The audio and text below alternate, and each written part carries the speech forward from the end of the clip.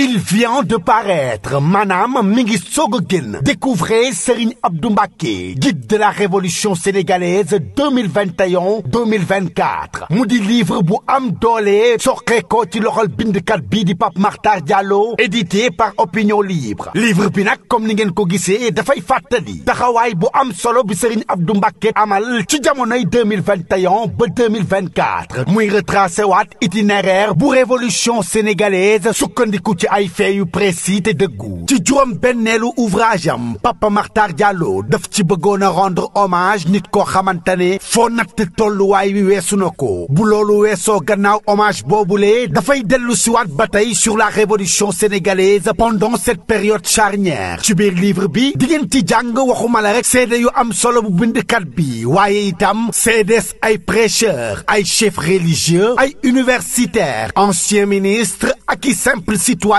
ñoom ñëpp daal di booloo ngir raconter histoire ak influence nit kooku nga xamante ne amul dendandoo. ci xët bu njëkk bi di ngeen ci am mbinduk monsieur El Hadji Malick Ndiaye di président bu assemblée nationale bu Sénégal. ca xëtu postface ba nag di ngeen ca am mbinduk monsieur Mouhamadou Ngouda Mboup di président bu conseil d'administration bu port autonome de Dakar. livre bi nag disponible na fi mu toll nii mën ngeen ko am ci ñaari junni dong maanaam 10 000 francs CFA seulement. gaaw leen gaaw passé seen commande ci Opinion Libre woote leen ci 70 009 17 58. Serigne Abdou Mbacké mooy guide de la révolution sénégalaise 2021-2024 di livre bu am solo pour ngeen mën a comprendre histoire politique et spirituelle contemporaine bu Sénégal. Opinion Libre, la vérité sans compromis. Suivez-nous sur Facebook Opinion Libre TV, Instagram Opinion Libre avec STV. Il vient de paraître Manam Mingi Sogogin. Découvrez Serigne Abdou Mbacké, guide de la révolution.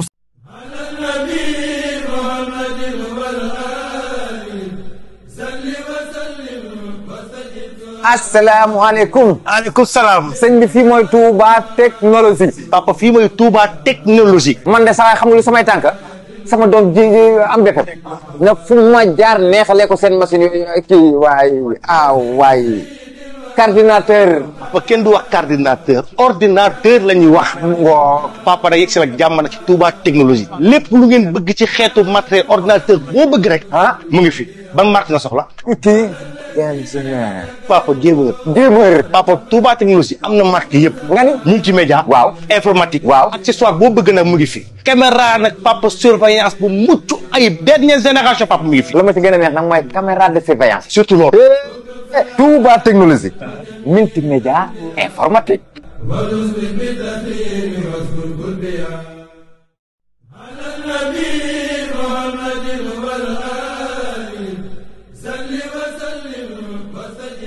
asalaamaaleykum. maaleykum salaam. sëñ bi fii mooy Touba technologie. papa fii mooy Touba technologie. man de saa xam nga lu samay tànk sama doom ji am defar na fu ma jaar neexalee ko seen machine yi kii waay coordinateur. papa kenn du wax coordinateur. ordinateur la ñuy wax.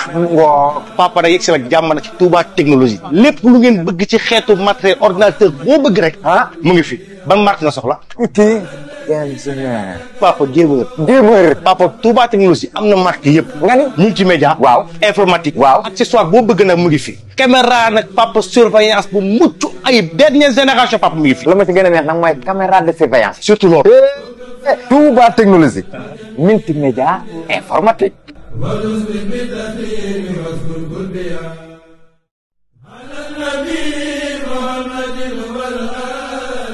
mercredi 20 août 2025 salaamaaleykum mbokk internet ci Opinion Libre TV ñu ngi leen di nuyu amaat mbégte encore une fois retrouver waat leen ci seen biir émission bi di face à face comme on a l'habitude de le faire chaque semaine su waxtu yi jotee ñu ñëw fi ak suñu gan fas yéene waxtaan ak moom ci tolluwaay réew mi ak li ni mel alors tey ci sommaire bi dinañ waxtaanee cette visite bi nga xamante le président de la République mu ngi koy amal foofee ca Japon par rapport ak dans le cadre conférence TICAD bi nga xamante ne muy TICAD 9 bi ñuy amal ren foofee ca Japon dinañ ko waxtaan ci retombées yooyu les visites mais aussi wax ci li nga xamante ne moom mooy la publication du rapport trimestriel bu budget rapport voilà publication du deuxième rapport budgétaire bu atum 2025 dinañ ci waxtaan wax aussi ci li nga xamante ne moom mooy appel wala affaire ArcelorMittal bi nga xamante ni nemee ko nañ convocation yu commencé bi ci kaw door njëkk ci mooy bu affaire bu Aly Ngouille Ndiaye sa convocation gis nañ ko tey mais aussi wax ci beneen scandale mu scandale Azer bi nga xamante ni boobu ba tey on en parle jusqu'à présent amaguñu ci xamaguñu bokk mbiri fan lay féete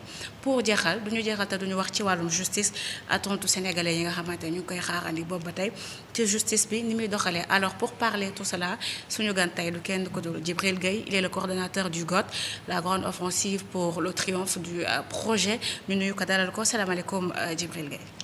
aleykum salaam wa rahmatullah donc di leen nuyu di leen gërëm ci invitation bi waa Opinion Libre di nuyu aussi internautes yi ñuy seetaan. Vraiment am mbégte lool nag bi ma duggee ci plateau Opinion Libre bi vraiment fekk naa fi ay professionnels équipe technique bi présentatrice bi di leen nuyu yéen ñëpp jërëjëf. Merci beaucoup noonu également la ñu nuyu suñu internautes yu ñu suivre d'ici et d'ailleurs comme d'habitude way leen di aimer di partager également live bi pour permettre à ceux qui n'arrivent pas à suivre nos programmes ñu mën ci am accès et tout. Alors sans plus tarder comme ni ma ko annoncé woon gis nañ que ni actuellement le président il est au Japon par rapport ak TICAD 9 bi nga xamante ni moom mooy regrouper les pays africains ñu nar a waxtaan ci seen ay changement ak seen i ëllëg yi ni mel déjà votre lecture par rapport ak la visite du président foofee ca Japon laata ñuy ñëw ci accords yi nga xamante ne pour le moment jot nañ ko fa nemmeeku. Voilà donc merci beaucoup ci question bu am importance la visite du président bi nga xam ne amal na ko Japon tout d'abord man bi ma gisee agenda wu président bi rek bi ma gisee benn voyage d'une semaine dama ne waaw mais président lan lay war a mun a def Japon durant une semaine mais après avec mes recherches gëstu ci la comprendre ni visite diplomatie stratégique bu pragmatique bu am solo la comme ni mu amee woon ak Chine amee woon ko ak Turquie noonu lañ ko amee Japon parce que il faut que ñu am benn lecture globale président dafa njëkk a dem Chine bi mu demee Chine ci forumu ci daje ak le président chinois commencé premier su ay protocole après premier ministre dem fa après mu jógee fa dem Turquie bi mu jógee Turquie premier ministre bi dem fa tey nag moo ngi Japon donc lan moo xew Japon durant une semaine yi dafa am 3 événements majeurs tout d'abord mooy Osaka 2025 benn expo la boo xam ni dafay réunir plus de 150 pays muy am nag ci benn île artificielle boo xam ne comme genre Gorée la mais dañ ko tabax de manière artificielle comme ni mu amee ay Dubaï mu nekk nag benn exposition boo xam ni ça regroupe plus de 150 pays ñu fay nag nar a exposer àdduna bi ëllëg naka la nar a dundee ci ay innovation donc nag mu nekk événement bu am importance boo xam ni Sénégal dafa am benn pavillon spécial ak journée spéciale boo xam ni Sénégal dina ci mën a présenter lan mooy vision Sénégal 2050 bi mais aussi comme ni mu amee woon forum de Davos sama bi Chine fii tamit dina mën a daje ak ay investisseurs wax leen lan mooy Sénégal 2050 ak opportunité investissement yi am au niveau du Sénégal ak projet Sénégal 2050 bi mais également aussi tamit jaay le Sénégal au plan culturel donc nekk na événement bu am solo avant événement boobu aussi tamit ci agenda bi dafay participer wax nga ko sànq ci benn conférence de Tokyo internationale de Tokyo ñu tuddee ko TICAD donc nag conférence bu am solo la boo xam ni dafa baax tuuti ñu dellu ci historique bi lan moo ko waral lan mooy jeunesse bi parce que dafa nekk benn conférence boo xam ni Japon moo ko créé en 1993 xam nga Japon c'est la 3e ou 4e puissance économique mondiale Japon dafa nekk dëkk boo xam ni à travers la diplomatie dafa soxla les pays africains mais aussi tamit en matière d'économie Japon dafa dépendant woon trop en matière d'importation ci ay matières premières yoo xam ni da koy soxla pour développer industrie am parce que Japon dafa nekk benn dëkk boo xam ni en matière d'industrialisation bokk na dëkk yu gën a développé en matière d'industrialisation lu jëm ci automobile lu jëm ci technologie donc loolu yëpp tey jii da ngay soxla ay matières premières pour développer ko donc Japon nag dafa xawoon a fàtte Afrique donc pour rattraper retard boobu mu amoon Afrique moo taxoon nag mu créer conférence de Tokyo bi internationale de Tokyo boo xam ne moo ngi ko lancé en 1993 donc conférence bi lan la ca tur bi dañu naan conférence internationale pour le développement de l'Afrique mu nekk mu am 3 bases stabilité économie ak société léegi nag ci loolu nag su loolu mooy prétexte bi. prétexte bi mooy dañuy taxaw pour jàppale Afrique à travers conférence su TICAD naka la ñuy jàppale Afrique pour mu développer pour mu stabiliser wu mais derrière comme ni la koy waxee rek. le Japon dans les années 80 dafa xaw na dépendant trop ci pays Moyen-Orient yi en matière de pétrole gaz. uranium cobalt. parce que matière première yooyu da ko soxla pour dundal industrie am mais aussi comme ni ma la ko waxee sànq dafa soxla diversifier ses partenaires te ñëpp xam nañ ne Afrique actuellement moom mooy daanaka le berceau des matières premières. donc tey jii Japon bu bëggee maintenir avec sa nekkaat 4e puissance économique. entreprise japonaise yi industrie yi mën a am matière première yi à bon prix. kon boog dañoo soxla Afrique. donc moo waral conférence bii nii ñu teg boo xam ne Japon à travers la coopération japonaise. da ciy lëkkaloo ak pays africains yi waxtaan ak ñoom xool seen problématique ak enjeux yi. di leen jàppale di leen taxawu. maintenant en marge conférence bi nag. dafa am beneen événement bu am benn agenda bu am solo. boo xam ni moom la ñu woowee ATD. ATD nag benn agence d'assurance la boo xam ni ñoom tamit dañuy amal seen benn agenda ci marge conférence bi. ATD nag foofu nag la Sénégal conférence boobu foofu ni TICAD bi amee solo ATD bi nag foofu la amee solo parce que ATD xam nga ñoo ko créé. ATD benn. nu ñu koy mën a waxee benn institution multilatérale panafricaine la mooy maanaam comme ni ngay déggee UEMOA. di ko déggee par exemple Banque africaine de développement. voilà ATD bi. réew yu mel ni Rwanda. Burundi. ay Kenya dans les années 2000. dañ naan am difficulté pour convaincre investisseurs àdduna bi ñu ñëw seen réew yi parce que dafa amoon instabilité. maanaam investisseurs yi dañoo ragal ñëw foofu pour investir. léegi nag ci la ñu créé benn agence d'assurance comme ni ngay déggee assurance auto yi. donc institution bi ñoom ñoo ko créé lëkkaloo ci ak banque mondiale. mu nekk nag benn institution boo xam ne dafay rassurer investisseurs yi. teg xaalis boo xam ne ku fi ñëw pour investir ci réew yooyu noonu bu guerre amee wala instabilité politique am. ñoom assurance moo lay couvrir à l'époque. léegi nag à travers les années en 2010 agence bi daal di am yaatu. yenn ci réew africains yi ñoo dugg ci ay Madagascar ay Sénégal bañ mat 20 mais également aussi tamit banques yi commencé cee dugg en même temps que banque mondiale dugg ci. banque européenne d'investissement dugg na ci. banque africaine de développement dugg na ci. léegi nag Japon nag moo mujjee dugg. moom moo ngi dugg je pense en 2021 2023 donc Japon bi mu duggee nag. dafa duggaale aussi tamit ay banque d'investissement am. lu mel ni Mitsubishi Financial Bank.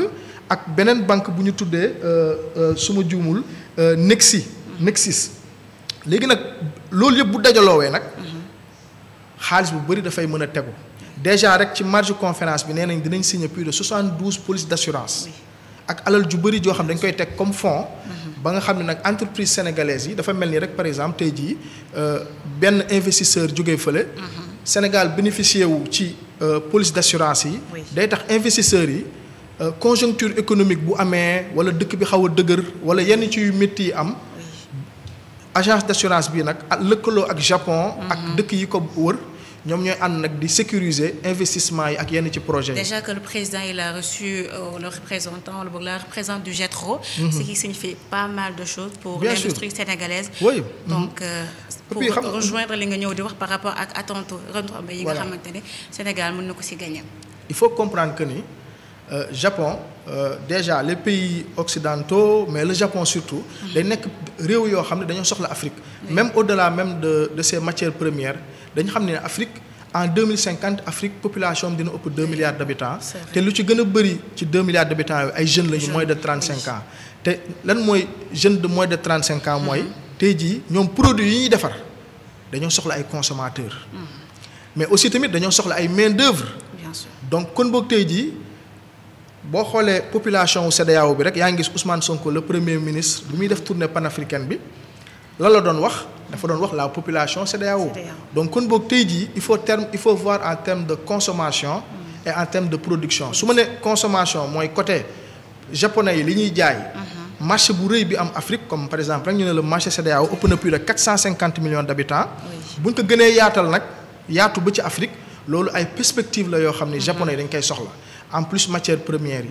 mais aussi de l'autre côté aussi tamit tey jii boo xoolee les pays africains yu wër CEDEAO li premier ministre Ousmane Sonko demoon wëri ji bu ñu boolee seen doole dañuy créer ay corridors yoo xam ne par exemple bauxite bi am Guinée nga xam ne 95% bauxite bi nga xam ne Guinée moo ngi koy produire dañ koy exporter sans transformation kon boog tey jii dañuy soxla aussi diversifier suñu ay partenaires économiques ñu mën a am ay entreprises yoo xam ne bu ñu ñëwee Afrique dañuy mën a produire di transformer léegi nag par exemple boo xoolee ATID yi nag moom dafay tax entreprise yi di ñëw Afrique di créer ay industries derrière dañuy am ay polices d'assurance yoo xam ne bu amee guerre wala mu am Covid-19 wala mu am ay instabilité économique politique ñaanuñu ko yàlla banque yooyu noonu assureurs yooyu ñooy ñëw mën a protéger assureurs yi comme ça ñu gën a am fitu mën a investir et tout ça di mettre en place toutes les gages nécessaires. leen di permettre ñu mën a loolu mooy écosystème bi donc kon visite bu am solo la mais malheureusement sentiruma en matière de communication. Sénégalais yi comprendre enjeu visite bi. l'importance de cette visite. voilà parce que boo xoolee booy lire ngay gëstu rek di nga comprendre ne Sénégal la mu jëli ji Japon. suite logique gu visitu Chine la ak Turquie ndax investisseurs yi plus seen xel di dal. plus ñuy mën a ñëw am fitu di investir parce que xam nga Afrique li ko gën a wër dafa bëri ay préjugés. tey jii tubaab yi même en vacances sax boo leen ne dem leen Afrique sax yi naan non dëkku guerre la ak yooyu loolu yëpp ay perception la ak ay préjugés loo xam ne tey jii genre action yi ak déplacement diplomatique yii nii lam fa nar a jur dafay tax enjeu yooyu noonu entreprise yi gën a ñemee ñëw Afrique parce que l'Afrique c'est l'avenir donc dafay gën a accélérer le développement économique donc kon boog tey jii il faut s'attendre à ce que peut-être même dans les prochains mois premier ministre dem Japon dem daal di nag yeggali collaboration yi nga xam ne tey jii le président ubbi na ko. c'est important dañuy des ba tey ci boobu les visites Djibril parce que comme ni nga ko waxee au-delà de l'importance de ces visites leneen point nemmeeku nañ ko muy des accords yi nga xamante ne accord bilatéral yu dox ci diggante Sénégal ak Mauritanie mais également Égypte bi nga xamante ne gis nañ président de la République jot a discuter ak le président mais aussi ci li nga xamante ne moom mooy biir Japon ba tey certaines entreprises yi nga xamante lu ci mel ni mooy GETRO mooy gérer lépp luy les énergies vertes et tout rencontre bi jot a dox ci diggante le président ak ñoom tey c'est-à-dire par rapport à la communication foofu laa lay rejoindre ñan ñoo def erreur concernant cette communication bi nga xamante ni la plupart des Sénégalais jot nañu président dafa dem visite comme ni mu daan demee ils sont pas au courant de li nga xamante moom mooy l'importance de cette visite. voilà donc xam nga boo tuddee le président de la Mauritanie tudd Sénégal. tudd énergie. am na benn mot buy manqué ci puzzle bi. muy gaz. c'est vrai. gaz la donc Sénégal ak Mauritanie ñoo bokk ressource buy gaz te dañuy wax lan la ñuy wax gaz to industry ak gaz to power.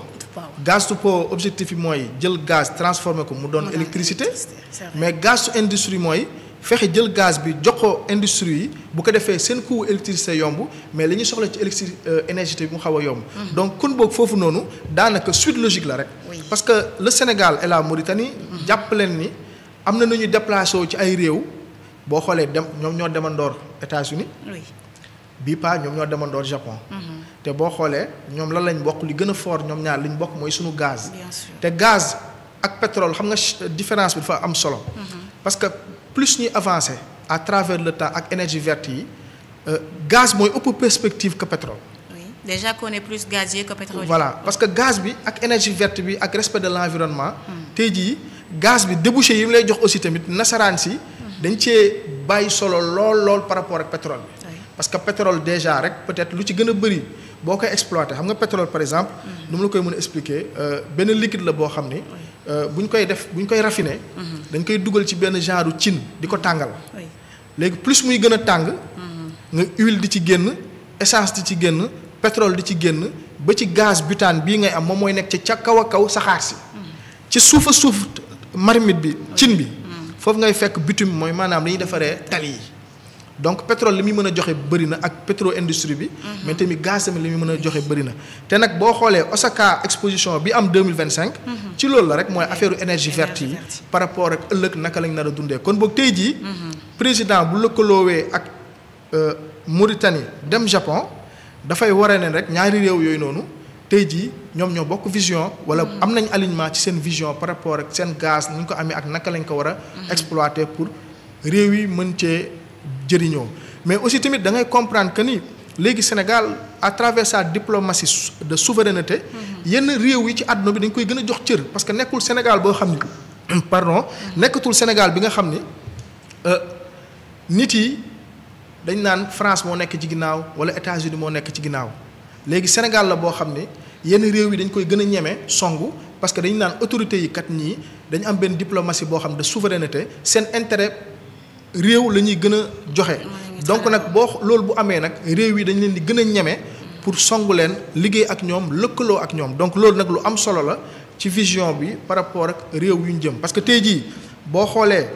bu fekkee Sénégal dafa am image ne français yi ñoo nekk seen ginnaaw kon boog fii lépp lu ñu fi joxe rek da ngay gis ne français yi ñoo fi ëpp mais depuis que régime bu bees bi yegg si boo xoolee à partir de 2024 2023 2025 même au niveau de notre balance commerciale léegi Chine c'est le premier fournisseur du Sénégal comprendre nga Chine aussi tamit nekk en matière d'exportation le 3e client Sénégal ci ñi muy jaay donc loolu yooyu yëpp ngay gis ni tamit dafa nekk ay leviers yoo xam ne tey jii Sénégal yeneen réew yi nga xam ne tamit dañoo souverain comme moom comme Turquie Chine ñoom tamit dañoo soxla diversifier comme Sénégal ni muy diversifier ay partenaires am réew yooyu tamit dañoo soxla diversifier ay réew ñuy lëkkaloo pour am fa ay matières premières wala pour investir fa parce que dañ nar a dem ci benn àdduna boo xam ni buñ ne réew dootul yem rek ci surface géographique bi mais aussi dafay yem ci sa influence ak lëkkaloo ya ngay am ak ceneen reneen réew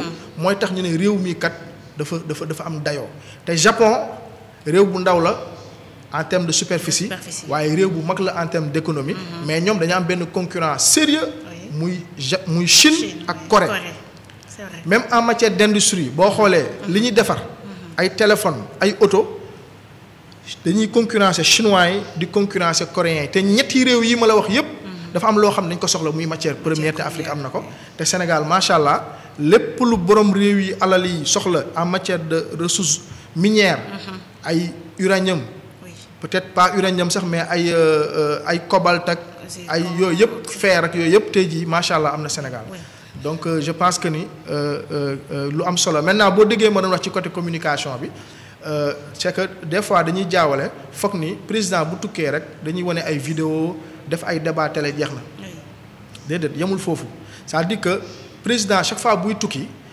maa ngi ko doon wax la dernière fois dafay am solo par exemple wala premier ministre tukki dafay am solo délégation yi protocole yi di sóoraale web TV yi ak télé yi comme tey jii par exemple waroon nañu yónnee ànd ak délégation par exemple opinion libre ay Seneweb ak yeneen télé yi fi nekk ay sans limite wala yenn ci télé yi RTS ak Walfadjri jël leen yóbbaale leen ci délégation yi léegi nag dafay tax bu ñu yeggee ci réew yooyu noonu sénégalais yi mën a gën a comprendre sénégalais yi nekk ci réew yooyu naka la ñuy dundee ak perspective investissement yi fa nekk par rapport ak jënd ak jaay comprendre nga léegi tamit dafay tax aussi tamit sénégalais yi nekk Japon aussi tamit mën a woon télé yi aussi tamit lan moo fay xew mu mën a am ay échanges yoo xam ni parce que booy xool sénégalais yi ce sont des voyageurs tey jii commerce bi Turquie ñu bëri sénégalais yëpp ñu ngi fay dem Chine sénégalais yaa ngi fay dem pourquoi pas le Japon aussi loolu tamit dafay mën a permettre tamit voyage président chaque fois bu amee wala premier ministre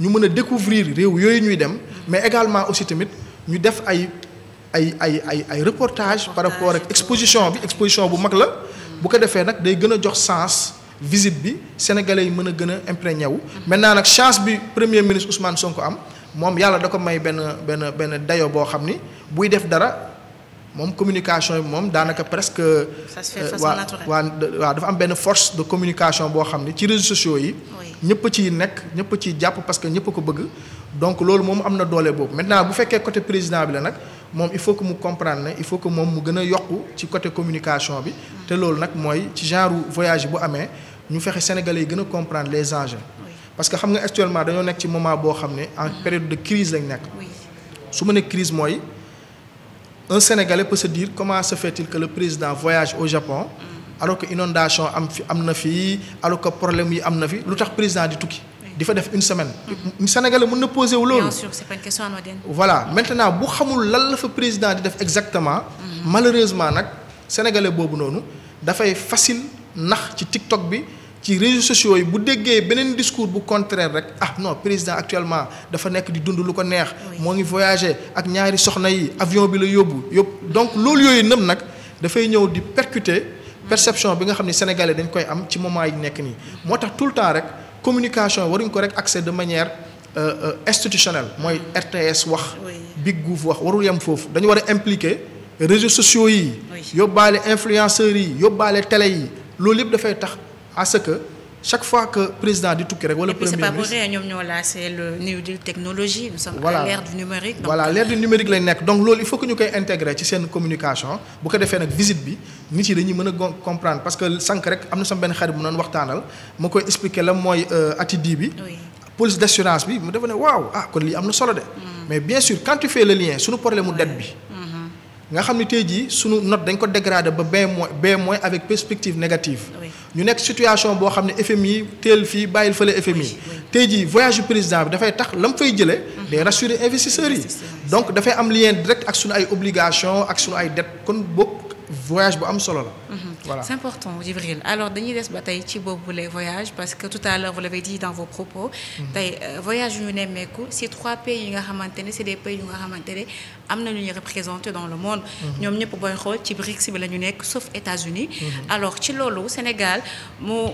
selon yow c'est-à-dire de façon stratégique Sénégal nan la mën a régler tey le fait que mën a dem ci 3 pays yi nga xamante ne à côté yaa ngi am les pays de l'Union européenne xam nañ lu ñuy représenter mais les pays yi nga xamante moom mooy membre du BRICS aussi ak li nga xamante ne moom mooy coowal terrorisme ak yi ni mel c'est-à-dire de façon ban stratégie le Sénégal war a mën a sekkeek yooyu les réew di bàyyi xel également caay-caay yenn pays européens yi nga xamante ne mën nañ def ay ndëgg sërëx.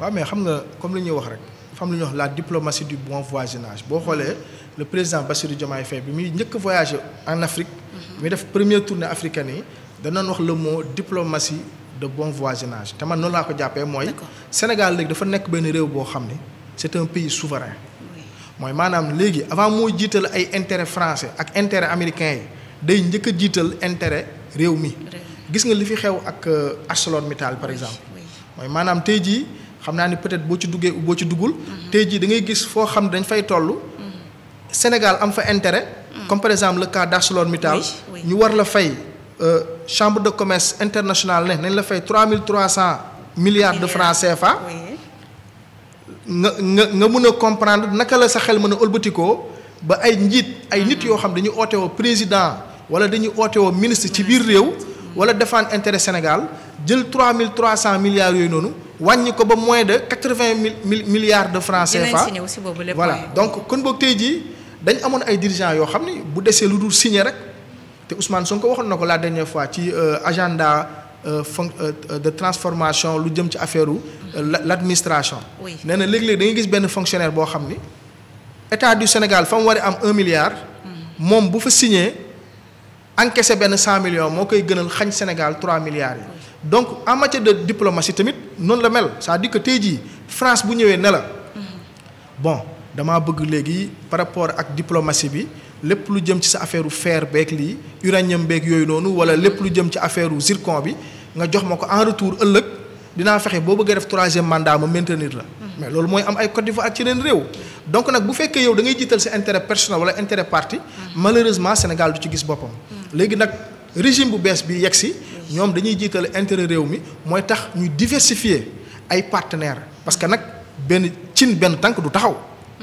cin sax balaa taxaw fa mu am 2 tànk réew tamit noonu la mel réew pour mu taxaw dëgg-dëgg dafay am ay partenaires yu diversifiés tey jii Chine pourquoi Chine parce que Sénégal dafa soxla ay industrie pour transformer lii nga xam ne mooy ay matières premières am lii nga xam ne tey jii moom mooy les ressources minières dañoo soxla ay usines yoo xam ne pour transformer ko te loolu boo ko bëggee def la Chine mooy premier partenaire wala premier modèle d'exemple boo xam ne tey jii mën na la fournir en termes d'industrie en termes de financement ci ay usines yoo xam ne war nañ mën a ñëw nekk fii ci Sénégal dimbale la pour sa transformation. mais ci ce qu'on appelle compétences transférées aussi. voilà mën ci bénéficier. waaw non ci la bokk parce que tey jii même Japon sax c'est-à-dire que. loolu yëpp benn package la. xam nga tey jii booy signer un partenariat ak stratégique ci biir nekkul rek usine bi day ñëw implanté wu déedéet usine bi day yegsi mais day am benn contrat boo xam day am transfert de technologie day am transfert de compétence day am investissement day am lii day am lële boo xoolee récemment Thiès signé nañ foofu benn contrat boo xam ne ak ay chinois je pense ak ay turcs je pense ay turcs la c'est avec des turcs je pense parce que surtout voyage wu premier ministre la je pense chinois wala turc mais ci biir dañuy tabax Thiès benn usine d'assemblage de voitures mais ci biir package bi da ngay gis ne dafay am transfert de compétence ci biir package bi donc signature de contrat yooyu noonu jàppal ni lépp ay package la ci biir donc Chine mooy ki lay jox usines yi nga soxla mais aussi Chine aussi les 3 premières banques de financement dans le monde ce sont des banques chinoises 4e bi mooy JP Morgan banque américaine la donc Chine en même temps mu lay jox ay industries mën na la dimbale ci sa financement boo demee Turquie tamit Turquie moom dafa nekk ci diggante Europe ak Asie nekk benn réew boo xam ne dafa souverain indépendant aussi donc foofu tamit c'est pas par hasard la plupart des commerçants sénégalais di dem Turquie di fa defar di fa jënd di fa jaay donc Turquie aussi tamit am na loo xam ne war na ko mën a indi en apport ci Sénégal te boo xoolee voyage premier ministre bi ñoo ngi ciy jàng ne le volume d'échange diggante Turquie ak Sénégal dañ ko fas yéene jëlee 500 millions de dollars yóbbu ko ba 1 milliard de dollars mooy à peu près 500 wala 600 milliards de francs CFA. donc c'est des alal ju bëri la. xaalis bu bëri la déjà rek ak voyage PM bi gis nga ni. ay entreprises yu bëri fu mu toll nii ñoo ngi bëgg a ñëw investir au Sénégal. maintenant Japon tamit en matière de 3e puissance économique mondiale bu ñu koy wax wala 4e puissance économique mondiale bu ñu koy wax. lu ci gën a bëri Japon loo xam ne Sénégal war na ko mën fa jëlee mooy transfert de technologie déjà. ak li nga xam ne moom mooy banques yi nga xam ne tey jii dañuy mën a accompagner investisseurs yi ñëw sa réew. pour mën fee doxal mais aussi tamit gis nga la coopération Sénégal Japon. moom moo jur école Sénégal Japon boo xam ne techniciens yu bëri actuellement ñoo ngi ci administration bi. 65 ans de coopération fa lañ jàngee. donc nekk na ay coopération yoo xam ne ay lëkkaloo yoo xam ne Sénégal da ci gis boppam. maintenant nag boo xoolee la fiche de la conférence internationale de Tokyo boo xoolee fiche bi mu ngi disponible ci site ambassade. Japon bi dañ lay wax ne la. économie la sécurité ak stabilité xam nga les échanges économiques ont besoin d'être stabilisés moo tax Ousmane Sonko bi mu defee tournée panafricaine dafa ne bu ñu xoolee intérêt réew yi ba pare dañuy xool kii bi sécurité bi parce que sécurité fu amul assurance kii mënu fa am investissement mënu fa am te nag boo xoolee conférence bi ak agence bi ma la wax muy ATID ñoom ay police d'assurance la boo xam ne dañuy garantir les investisseurs pour comme ça ñu mën a investir mais nag Turquie effectivement ak Sénégal lëkkaloo nañ pour teg benn usine d'assemblage de drone gis nga ni léegi américains yi ñoom nee nañu ci guerre Ukraine dañ ne ñoom seen problème mooy benn missile buy jar $1 million mooy éliminer benn drone buy jar $10,000 adduna bi dafa évoluer maanaam léegi guerre bi da ngay gis ne Ukraine ak Russie sax bu ñuy xeex gis nga ni ne bu ñuy xeex ay drone la donc Ukraine États-Unis buy xeex ak je pense Yémen la xaw ma loolu la waxoon nee na général bi loolu la waxoon nee na ñun pour daaneel benn drone Yémen buy jar $10,000 ñun dañuy yónni ay missiles yu jar $1 million donc ça veut dire que àdduna bi dafa changer dafay évoluer gis nga Mali depuis que français yi génn Mali terrorisme dafa xaw a dellu ginnaaw bu baax voilà donc loolu yëpp dafa am solo réew moom plus ngay moom sa bopp rek plus ngay gis ay partenaires yu bees yu ñoo mën a taxaw te tey jii hégémonie ba nga xam ne ay France amoon nañ ko en Afrique dafa wàññeeku bu baax réew yooyu noonu fu mu toll nii ñoom tamit seen biir réew ñoo ngi fay jànkonteel ay problèmes yu rëy a rëy et d'ailleurs sax Sénégal ak France amoon nañ am na benn conseil interministériel buy waaj ñëw français yi ñoo ngi commencé comprendre que en Afrique buñ dof-dofalul dañ nar a daanu de déjà rek boo xoolee dans le ci balance des paiements wala balance commerciale u Sénégal France en 2021 moo nekkoon le premier client du Sénégal actuellement moo ngi en 3e 4e position exportation yi aussi tamit Mali moo nekk ci kaw donc tey jii nii France ci ginnaaw la nekk moom moo am intérêt pour dabe donc actuellement nag c'est vrai que am nañ ay liens historiques yoo xam ne culturels yoo xam ne yàgg na peut-être yooyu ci levier yooyu nag mun nañ ci bës pour mën a rattraper erreurs yi nga xam ne jot nañ ko def dans le passé mais actuellement le Sénégal a tout intérêt à diversifier ses collaborations Turquie Japon Chine mais aussi tamit ay Russie ay Iran ak yeneen réew ci àdduna bi yoo xam ne tey jii képp koo xam ne même Brésil en matière d'agriculture ak élevage képp koo xam ne rek tey jii Sénégal mën na jàng ci yow am ci yow ay investisseurs parce que nag tey jii il faut dafa am ay enjeux yu grave. Population sénégalaise 18 millions d'habitants la tey. mais en 2035 dañuy jógee 18 millions. dem ba plus de 24 millions. en 2050 nag. dañuy dem ba 30 millions d'habitants. léegi imaginez en 2000 par exemple 35. nga am benn Sénégal boo xam ne 30 millions d'habitants la mais 75% ci habitants yu nekk ay jeunes. dañuy soxla liggéey. donc tey jii jeunes yi nekk ci Sénégal actuellement. lan la ñuy xaar ci nguur gi du ay tali. lan la ñuy xaar ci nguur gi mooy ay liggéey. emploi durable. te bu ñu ne emploi durable nekkul rek tabax ay tali parce que tali boo koy tabax bu defee juróom benn weer wala benn at bu jeexee da ngay toog sa kër xaar. mais actuellement dañoo soxla ay industries ay chaînes de valeur yoo xam ne chaînes yoo xam ne tey jii Casamance bu mango bi di daanu muy yàqu njugu bi di ko lekk. alors que mango boobu noonu waroon nañ teg ay usines yoo xam ne dañuy jël mango boobu xoox bi ñu transformer ko. mango bi ñu def ko jus. def ko peut-être séché ko jaay ko ci àdduna bi sénégalais barkeelu loolu ay chaîne de valeur la yoo xam ne tey jii Sénégal foofu la teg bëtam. foofu la teg bëtam mooy le développement par la territorialisation du développement mooy fexe ba Dakar aussi malheureusement bi nga xam ne 0,3% de la superficie moo concentré 46% de notre PIB. c'est vrai. 22% de la population mondiale maanaam tey jii Dakar ku fi dëkkut daanaka presque tu as 35% de chance que doo am liggéey. donc tey jii loolu yëpp ay inégalité la yoo xam ne nguur gi dafa am devoir xeex ko dindi ko. ba nga xam ne tey jii ku nekk foo mën a nekk ci Sénégal nga am des chances de réussite pour am liggéey. c'est important Djibril alors ci finance yooyu nañuy desani par rapport ak li nga wax sànq. mais gis nañ li nga xamante moom la publication du deuxième rapport trimestriel bu budget d'exécution du atum 2025. on a vu recette fiscale bi nga xamante ne nemmeeku nañ ko mu am benn hausse bu nga xamante ne mu ngi élevé de 179,5 milliards mais aussi ci PIB bi jàpp nañ ci notre Sénégal bi nga xamante ne dem na ba 3%. noonu nga mën a lecture bu ñu war a mën a def. ci cette hausse bi nga xamante ne nemmeeku nañ ko ci recette au Sénégal notamment ci deuxième trimestre bi nga xamante ne ci lañ nekk. voilà donc PIB bi hausse bi. 12,1% la. avec les hydrocarbures. oui léegi hausse bi ci xam nga bu ñu nee le rapport d'exécution de deuxième trimestre. oui. deuxième trimestre mooy avril mai juin mais rapport bi booy xool day traité sur 6 mois. 6 mois maanaam rapport bu la neexee nga tuddee ko rapport d'exécution. du premier semestre. D'accord. parce que dafay exploiter janvier 2025 ba juin 2025. maintenant ci biir rapport bi dañ ne. Sénégal croissance économique am. diggante janvier ba fin mars dafa am benn yokkute bu toll ci de 12,1%. parce que Sénégal dafay def exploitation. hydrocarbures mooy maanaam tey jii Sénégal bu fekkoon dafa nekk benn commerçant. wala mu nekk benn entreprise amoon en 2024 100 000 francs.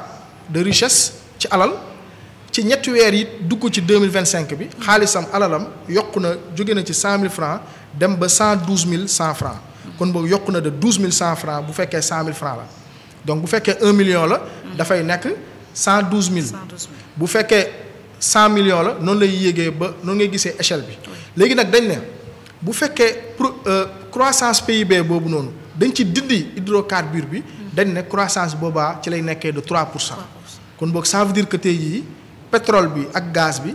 am na solo lool ci lii nga xam ne tey jii moom mooy sunu richesse. mais ñu bëri dañ naan non réew mi lii ma ne leen mais adduna bi réew yi fi développé pétrole moo leen développé ak yooyu noonu donc kon boog tey jii bu ñu ko yàlla baaxalee. ñu dem ba nga xam ne tey jii boo jëlee entreprise bu mel ni Somisen.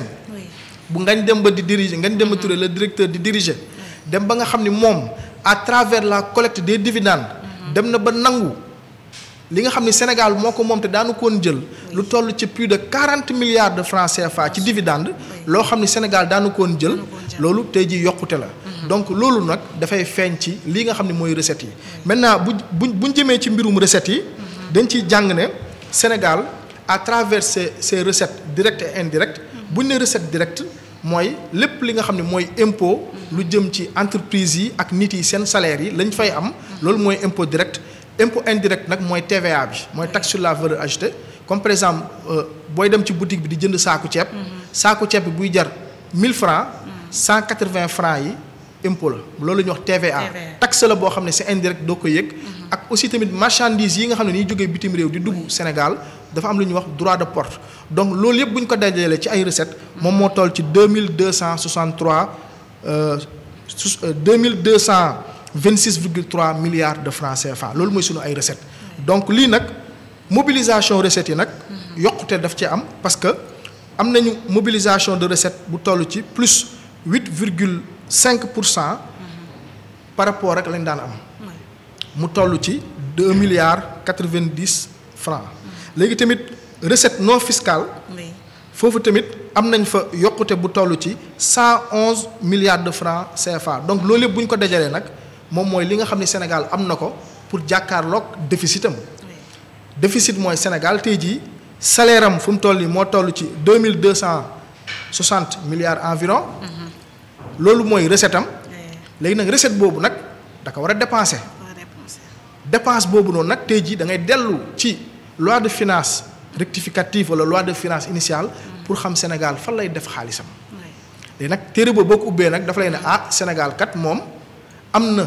lu toll ci 1600 milliards yoo xam ni da ko soxla en plus ay recette am mooy maanaam Sénégal jamono juñ toll nii depuis jamono yàgg ya mooy dafa am benn déficit boo xam ne tey jii la muy am ci xaalis ak la muy dépenser tolloowut maintenant nag bu ñu xuusee ci biir rapport bi di nga gis ne Sénégal lu jëm ci mbirum pacte social ci dépense yi da ko moom lay njëkk a xalaat mooy pacte social bu ñu ne pacte social nag mooy boo ubbee rapport bi nga gis ne lu toll ci environ 68 milliards de francs CFA Sénégal mobilisé na ko pour bourse étudiants yi lu toll ci 300 milliards de francs CFA Sénégal dépensé na ko lu jëm ci oyofal sénégalais yi par rapport ak courant bi woyofal bi parce que dañuy subventionner courant bi pour que sénégalais yëpp mën ko antan parce que jamono bi bu méttee état bi loolu la ñuy wax le pacte social day taxawu étudiants yi donc dépense sociale yooyu noonu état bi di def par rapport ak sunu recettes yi toll na environ plus de 400 et quelques milliards de francs CFA ci ay dépenses mais également aussi Sénégal investir na lu toll ci 581 milliards de francs CFA presque xaaju 1000 milliards ci 6 mois yi en matière de transport defar ay tali ci affaire énergie donc ci aussi tamit ci affaire inondation yi ci hydraulique bi Sénégal investir na lu toll ci 581 milliards donc chiffres yi booy dégg investissement 581 milliards da ngay sóoraale ne lii nii ay liggéey la ay salaire la xaalis la boo xam ne dafay mën a permettre liggéey bi gën a dox Sénégal donc lii nii recette bi li ñu am ci xaalis sénégalais yi di ko fay lii la permettre mais aussi tamit ci beneen côté dafa am lu ñuy wax la dette odieuse mooy bor boo xam ni lii dette cachée la dañu ko doon nëbb far mu feeñ lii dañ ko leb malheureusement mu nekk benn dette boo xam ni Sénégal lam ciy fay ci at bii nii ñu nekk nii bu fekkee li ñu natt la ci rapport d'exécution budgétaire diggante janvier ba mois de juin Sénégal environ fay na lu toll ci 1800 milliards ci biir 1800 milliards yooyu fay lu mu fay ci ay bor jàppal ni 1300 milliards environ mooy bor bi environ 500 milliards mooy jëm ci affaire intérêt ak commission bor bi mooy service de la dette loolu yëpp boo ko dajalee mu nekk 1800 milliards donc tey jii Sénégal mu ngi góorgóorlu bu baax parce que xam ni ne lam fi fekk comme ndono tey jii loo xam ni passif la war ko yenu parce que réew boo fii ñëw ni ngi fi fekkee ay actif noonu nga fi fekkee ay passif ni ngi fi fekkee pétrole ak gaz noonu nga fi fekkee ay bor donc Sénégal aussi tamit góorgóorlu na bu baax a baax ci mobilisation des recettes pour jàkkaarloog dépenses yi comme par exemple ma jox la benn cas bu compliqué tey jii Macky Sall bi mu fiy jógee dafa investir ci ay domaines yoo xam ni malheureusement lépp ay parce que bor bi actuellement mu ngi toll ci 23000 milliards tey jii Sénégal dafa leb 23000 milliards mais malheureusement au lieu que mu tabax ci ay usines yoo xam ne bu weer deewee dafay dugal koom-koom ci réew mi mais malheureusement lu ci gën a bëri lu mu ko tabaxee bu weer deewee état bi mooy continuer di fa def xaalis par exemple tey jii TER bi xam nga TER par exemple ñaata milliards la fa réew mi dugal et plus de 1000 milliards investi lépp nañ ko pour tabax sunu TER bi est-ce que xam nga ni ci 6 mois yi état du Sénégal dugal na ci TER bi pour mu fonctionner 20 milliards xam nga loolu bëri na 20 milliards de francs CFA te yow TER bi day jël ay clients di jël ay pass normalement TER bi moo waroon weer deewee mu jël xaalis jox état mais état mooy jël chaque mois di dugal ci TER bi nga jël tamit la poste. État du Sénégal ci juróom benn weer yi jël na lu toll ci 9 milliards de francs CFA dugal ko ci biir poste. alors que poste am na banque. poste day def livraison. poste day jaay timbre. donc poste kon ça veut dire que chaque mois état bi day jël ci alalam la mu waree woon tabax ay hôpital. tabax ci ay école jox sénégalais liggéey. tey jii nga jël stade Abdoulaye Wade. État du Sénégal chaque mois day jël alal di fa def alors que stade bi dafa doon rentable. nga jël FERA. presque am na plus de 500 milliards de bor. yoo xam ne nguur gi da ko war a fay. donc loolu yëpp tey jii boo ko boolee ak dette bi. nga ñëw ci masse salariale par exemple. Sénégal masse salariale moo ngi toll ci 700 milliards de francs CFA. Sénégal masse salariale fu mu toll nii. ni ngay gisee Ndiaga Ndiaye di daw fees dell. ñu bind ci ne oto bi 32 places la war a def. ñu yeb ko ba mu def 100 places. loolu mooy masse salariale actuellement. bu Sénégal te le premier ministre ba mu demee ci bi ñuy présenté agenda wu service public fonction publique bi. nee na ci service public bi waxul ñëpp nag. mais am na ci ay nit yoo xam ne la ñuy liggéey diplôme bi amuñu ko. xam-xam bi amuñu ko. français sax bu ñuy làkk am na ci ñoo xam ne dégguñu ko.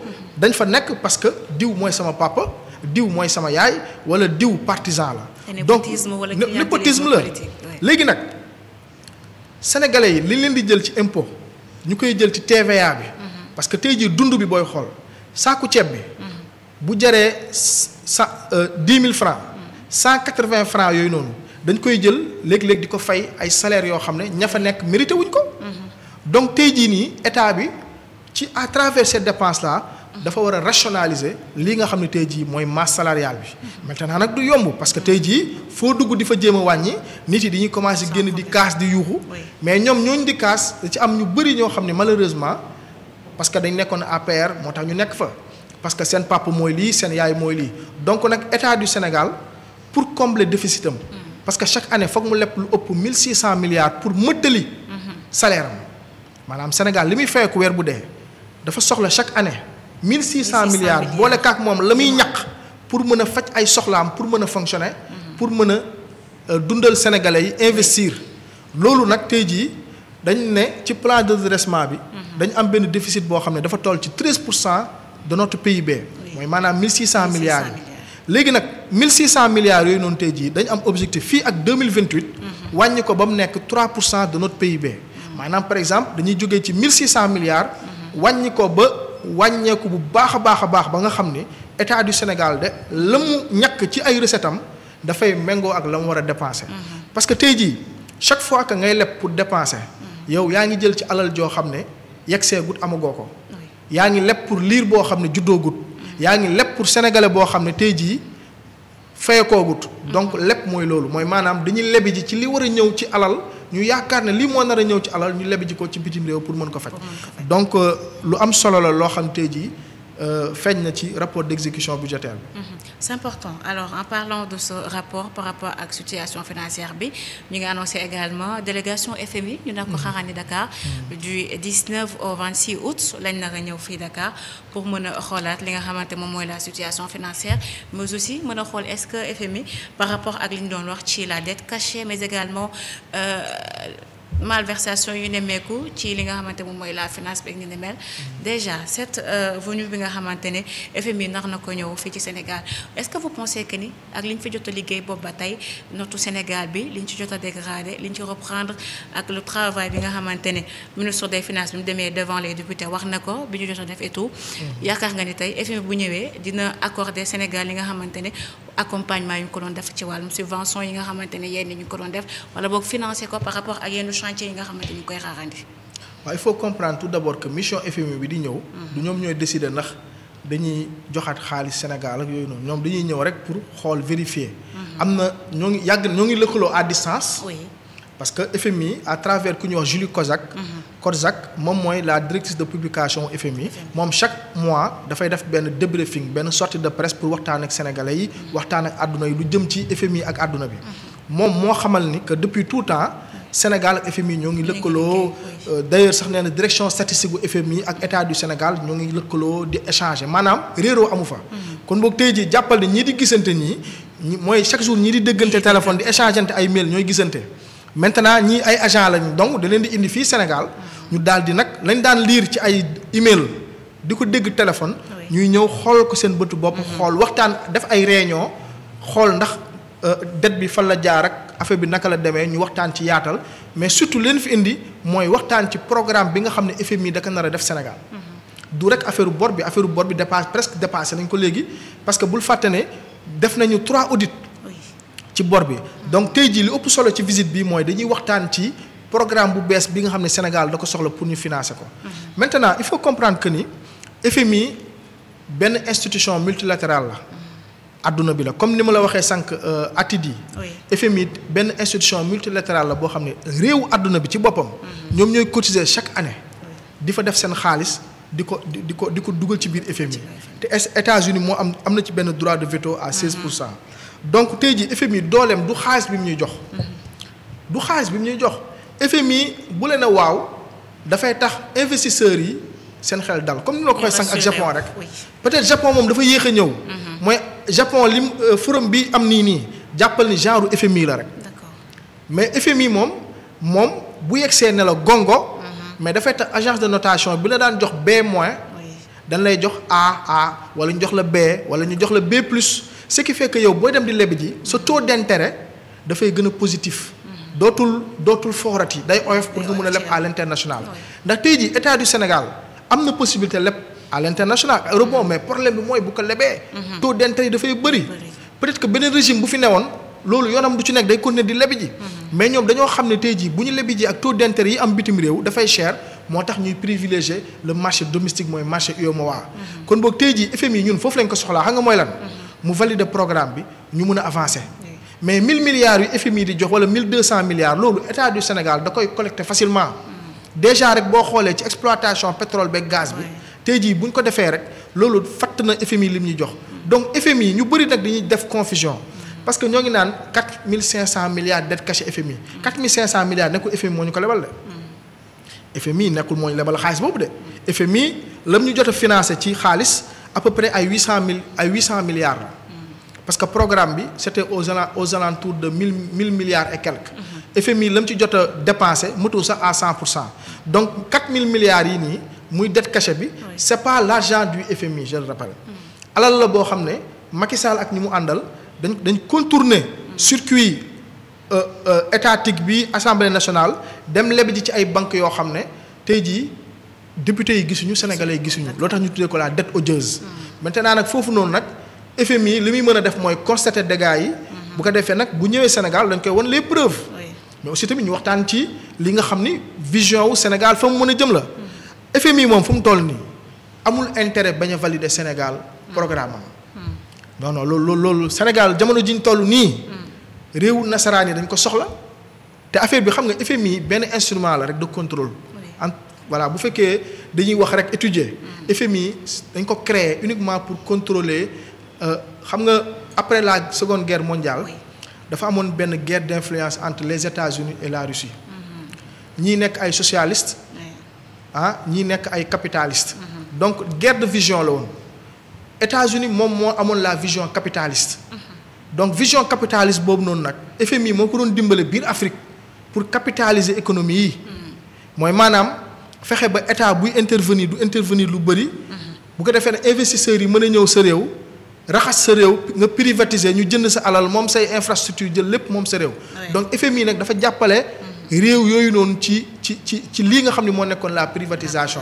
mooy ajustement structurel yi amoon jamono Abdou Diouf donc kon bëgg tey jii FMI.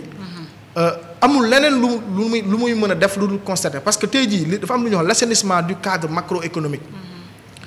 benn mooy lan dette cachée am na.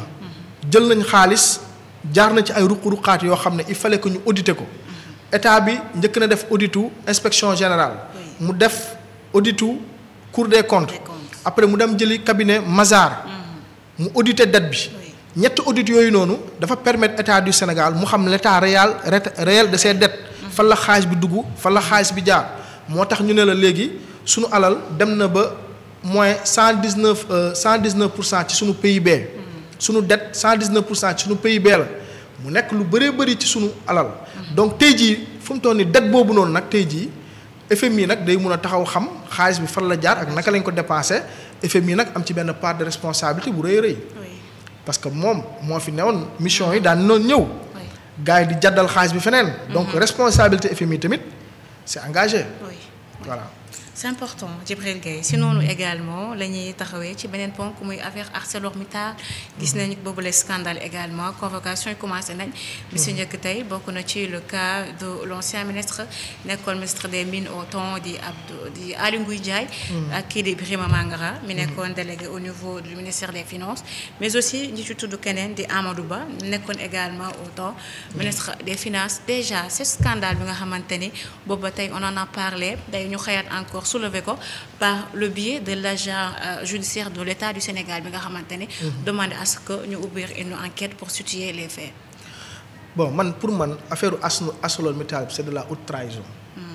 man jàpp naa ne su ma nekkoon procureur du ma sax entendre dama lay ñëw te jël la ci kaso bi tëj la bloqué la en attendant parce que au-delà même de xaalis bi fan la jaar ak fan la jaar dafa am lu ñuy wax haute trahison pour man parce que man mënumaa comprendre benn région bu mel ni Kédougou. ñu ne la foofu noonu espérance de vie bi par rapport ak Dakar ñu ne Dakar espérance de vie bi Dakar 75 ans la Kédougou 63 ans la. pour wax la rek ne la situation Kédougou la mu nekk. mu nekk benn région boo xam ni dafa pauvre. mais la mu am ci ay ressources naturelles. dafa bëri. ñu am fa projet tabax fa benn usine fer muy les fers du Falémé ñu ne la projet bi dañ ko amoon ak ArcelorMittal. ñu waxtaanoon ba ArcelorMittal neen day investir lu toll ci 1100 milliards de francs CFA. mais aussi tamit tabax. benn chemin de fer diggante Kédougou ba port bii mu nekkoon suñu benn projet. ñu dem ba ci biir FMI respecté wul ArcelorMittal respecté wul terme contrat bi. mu am rupture. État du Sénégal en 2011 mu daal di porter affaire bi ci chambre de commerce internationale. mu daal di gagné. ñu jox ko dëgg. ArcelorMittal war ko fay lu toll ci 3300 milliards au maximum entre 1600 milliards ba 3300 milliards mais à notre grande surprise ñu jékki-jékki État du Sénégal à travers Macky Sall ak ay ministres am jël xaalis boobu noonu ñu waroon récupérer 3300 milliards en 2011 imaginez 3300 milliards ñaata usine la mënoon tabax à l'époque ñu jël alal jooju noonu wàññi ko ba. moins de 80 milliards maanaam 3000 ba 80 xaalis boobu noonu ñu soog ko déggoo ak ArcelorMittal. te xaalis boobu ba tey jii nii fam jaar ba yegsi ci keesu nguur gi ak yooyu noonu ba léegi leerut. moo tax maanaam ñi ñu oon yi ci lu ndaw loolu la. mais lu tax ñu jëlee ko 3000 milliards yóbbu ko ba 80 man loolu laa jàppee haute trahison. léegi nag. dafa am ay chef d'accusation yu grave yoo xam ne moom lañ leen di toppee. parce que tey jii chef d'accusation yi association de malfaiteurs. corruption et recel de corruption. blanchiment de capitaux escroquerie au jugement et complicité. blanchiment de capitaux mooy lan. mooy xaalis la fa mu jot a jaar. kon ça veut dire que alal ji lu muy néew déjà rek. buñ ko toppee peut-être dinañ ci jàpp ay sàcc. mais man waxewuma foofu. man intérêt Sénégal lay wax. tey jii képp koo xam ni. da nga nekk un fonctionnaire nga nekk ministre nekk président nga yore signature Sénégal big boobu nga yore du sa big du sa alalu sénégalais yi la naka ngay mën a comprendre benn entreprise bu mel ni ArcelorMittal war a fay état du Sénégal 3000 milliards xaalis boobu ñu wàññi ko ba 80 milliards loolu c'est grave loolu c'est de la haute trahison pour man personnellement pour man. tey jii laa la wax képp koo xam ne oo nañ la nga takku ci liggéey bii buñ la oowee parquet waroo génn rawatina nag ku mel ni Abdoulaye Wade wax yi mu wax ci Aly Ngouille Ndiaye wax yi mu wax ci Macky Sall ci en tant que ancien président de la République vraiment ça me fait mal ba pare nga déggaat beneen tur Birima Mangara mu nekk koo xam ni ci dossiers yi gën a scandaleux ci réew mi tout le temps turam day ñëwaat mais parce que moo nekkoon délégué au ministère des finances dossier Prodac bi dégg nga ko fa. Sogepa également. Voilà. ArcelorMittal bi nga dégg ko.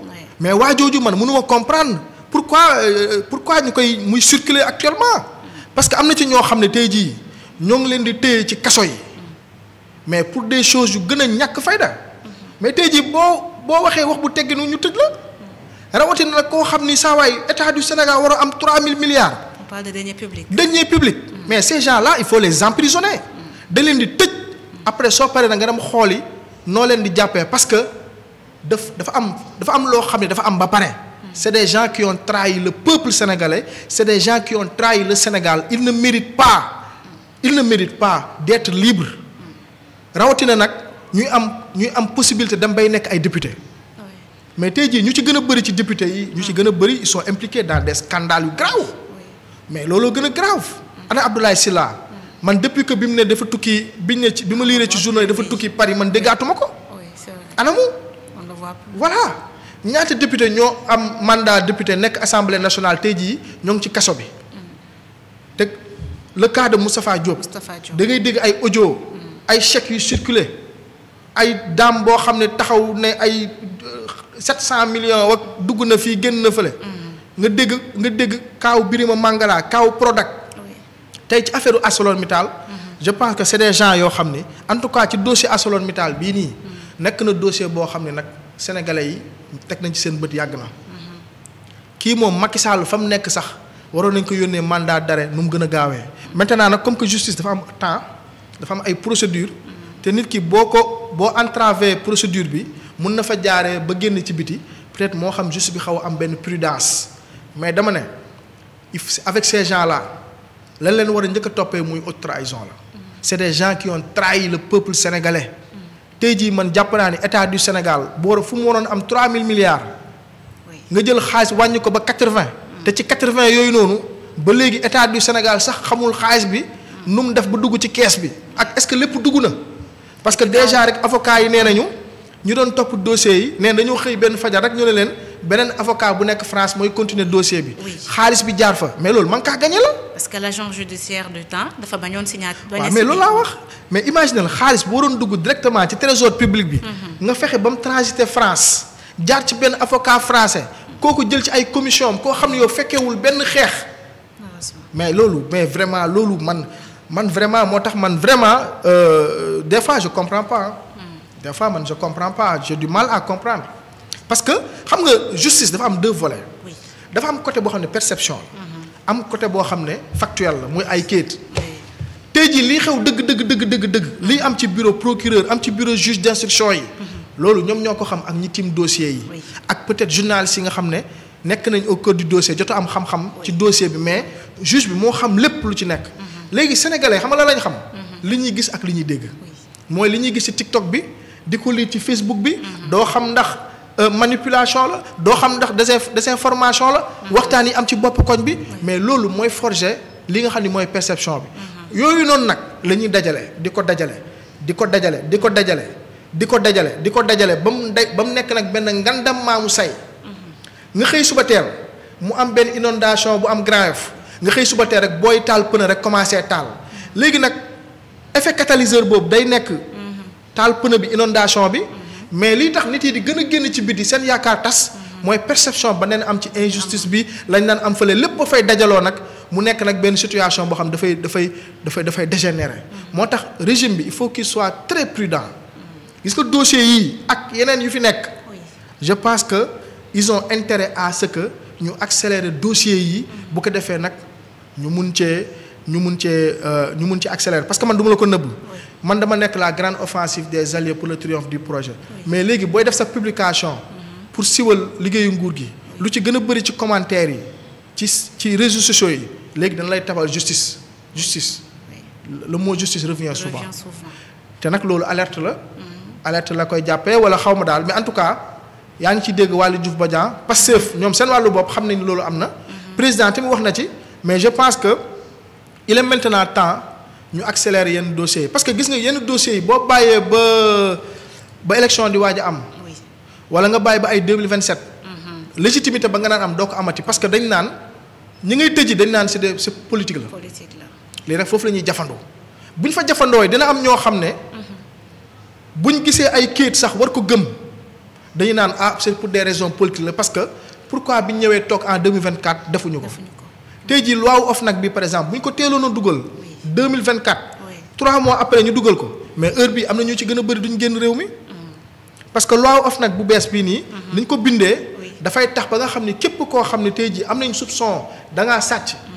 tey jii OFNAC bu bees bi am na droit ñëw yër say compte gisoo li xew ak Lat Diop dañoo tujji ay comptam gis ni ne am na xaaj boo xam ne moo ko liggéey am na xaaj boo xam ne liggéeyu ko donc loolu yëpp tey jii nag dafa am solo ñu ciy bàyyi xel muy la perception gis nga dafa am benn sociologue bu tudd Max Weber mu ne la perception mooy maanaam askan wi gis-gis bi ñuy am ci seen réew mooy tax mooy tax nguur gi fii nekk am légitimité gis nga nag régime bu demee ba amatul légitimité boobaa nag jàppal ni lépp lu mu liggéey farax lay def du kenn ko gis même bu doon leer ci bëtu sénégalais yi sax seen yoon newu ci bëgguñ ko gis dañuy doyal te loolu nag ay basculement la yoo xam ne buy am dalay bett parce que àdduna bi ñu toll nii changement yi dafa brusque da ngay xëy suba teel rek am dara luy xew ci àdduna bi jékki-jékki nag chambouler sa plan yëpp moo tax tànk yaa ngi koy mën rek da nga ciy nekk nga gaaw ci ànd ceeg xarañte moo tax man actuellement foofu rek laay ñaaxee nguur gi ñu gën a accélérer yenn dossiers yi pour que nag seen liggéey mën a gën a fës loolu lu am solo la quoi. ci yooyu dossier Djibril ci wàllu justice permettre nga ñu dugg ci bokk na ci la réduction des comptes mais également li nga xamante ne moom mooy l'affaire des 80 morts par rapport ak manifestation yi fi amoon de 2021 à 2024 gis nañ ni boobu ba tey peut-être il y a un mois de cela le ministre de la justice annoncé woon que ni ubbi nañ benn enquête pour mën a situer les responsabilités et tout. Mais avant cela il y avait la question sur l'affaire de la réduction des comptes.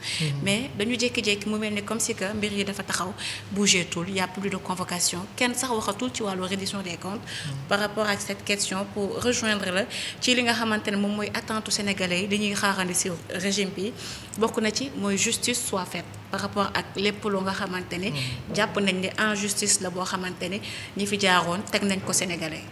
voilà xam nga lu jëm ci mbirum reddition des comptes bi c'est un peu plus complexe parce que ñii di sàcc dañ utiliser ay ingénierie financière yoo xam ne boo leen di topp nii rek doo gis dara te ñi leen di topp war a enquête dafa war a nekk ay économiste ay financiers yoo xam ni dañuy aaya parce que sàcckat yi dañu dem fay ji ay cabinet finance yoo xam ni ñoom ñoo leen won yoon bi ñu war a jaar pour sàcc man noonu laa ko jàppee léegi nag ñi leen di war a enquête xool seen dossier lire ko du simple juge wala juge d'instruction simple yi mënuñu ko de déedéet ay magistrats yi nekk cour des comptes wala administration bi service des ministère des finances kàngam ya fa nekk lañ am ci xam-xam lu toll noonu lañ am ci ñu am xam-xam pour mën a dérouler enquêtes yi pour mën a xam xaalis bi ci ay blanchiment ci ay corruption naka lañ def ak parce que léegi sàcc dafa am yoon sàcc nekkatul comme avant rek da ngay ñëw fekk lu tegu rek nga ñëw jël ñi fi nekkoon buñ naan sàcc dañoo utiliser xam-xam bu jéggi dayoo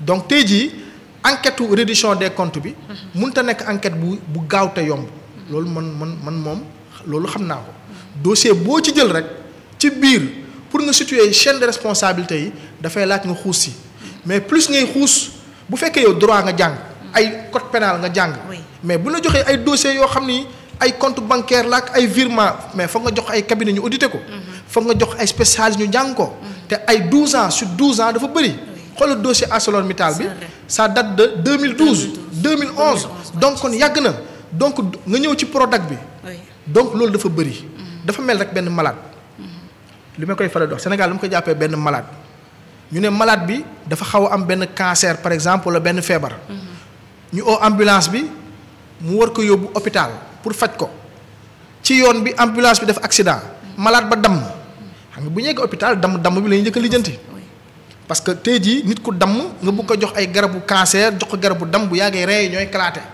réew mi tamit noonu la fonctionné gis nga régime bi mu yegg see tàcc rek bi mu commencé nekk ci reddition des comptes bu métti bi mooy arrêté travaux da nga gis économie dafa ne bëri taxaw parce que bâtiment yeeg parce que sàcc yi fa leen doon investir ci tabax yi leen doon investir kon tey jii boo jàppee koo xam ne dafay tabax jox na 1000 personnes ñuy liggéey boo ko jàppee réew mi tabax côté bële gars yi dañuy naan non dëkk bi doxatul donc dafa am ay équilibre yoo xam ne da nga koy respecté donc moo tax justice bi buñ ciy xuus il faut que ñu xuus si ak dal xool mooy ci côté reddition des comptes yi am na ay dossiers yoo xam ne moom vite fait mën nañ ci jàpp nit yi mais am na dossiers yoo xam ne dafa laaj enquête yu xóot mais loolu laa xool rek ne nguur gi na def effort bu ëpp solo pour mobiliser le maximum de ressources temps yële gis nga ni le parquet financier recruté woon nañ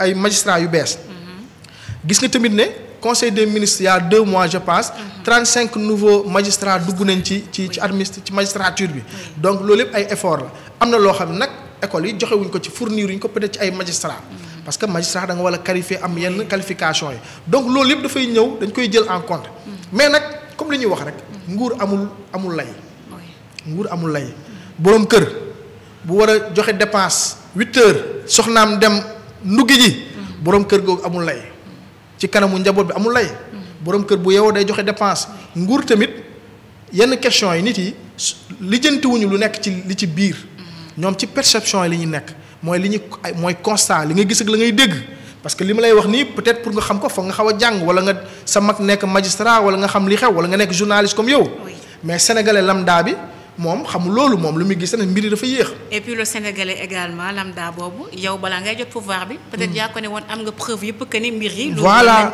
voilà lii mooy wane ne lii wa tax nga ñëw ba au pouvoir également mais ni affaire yi. amutoo volonté def ko. wala non xam nga comme li ñuy wax rek xam nga dafa am loo xam ne dañ koy man en tout cas man noonu la damay wax sama gis-gisu bopp. tey jii Ousmane Sonko le premier ministre Ousmane Sonko wala sax le président Ousmane Sonko président du PASTEF laay wax. ba muy dénoncer le dossier.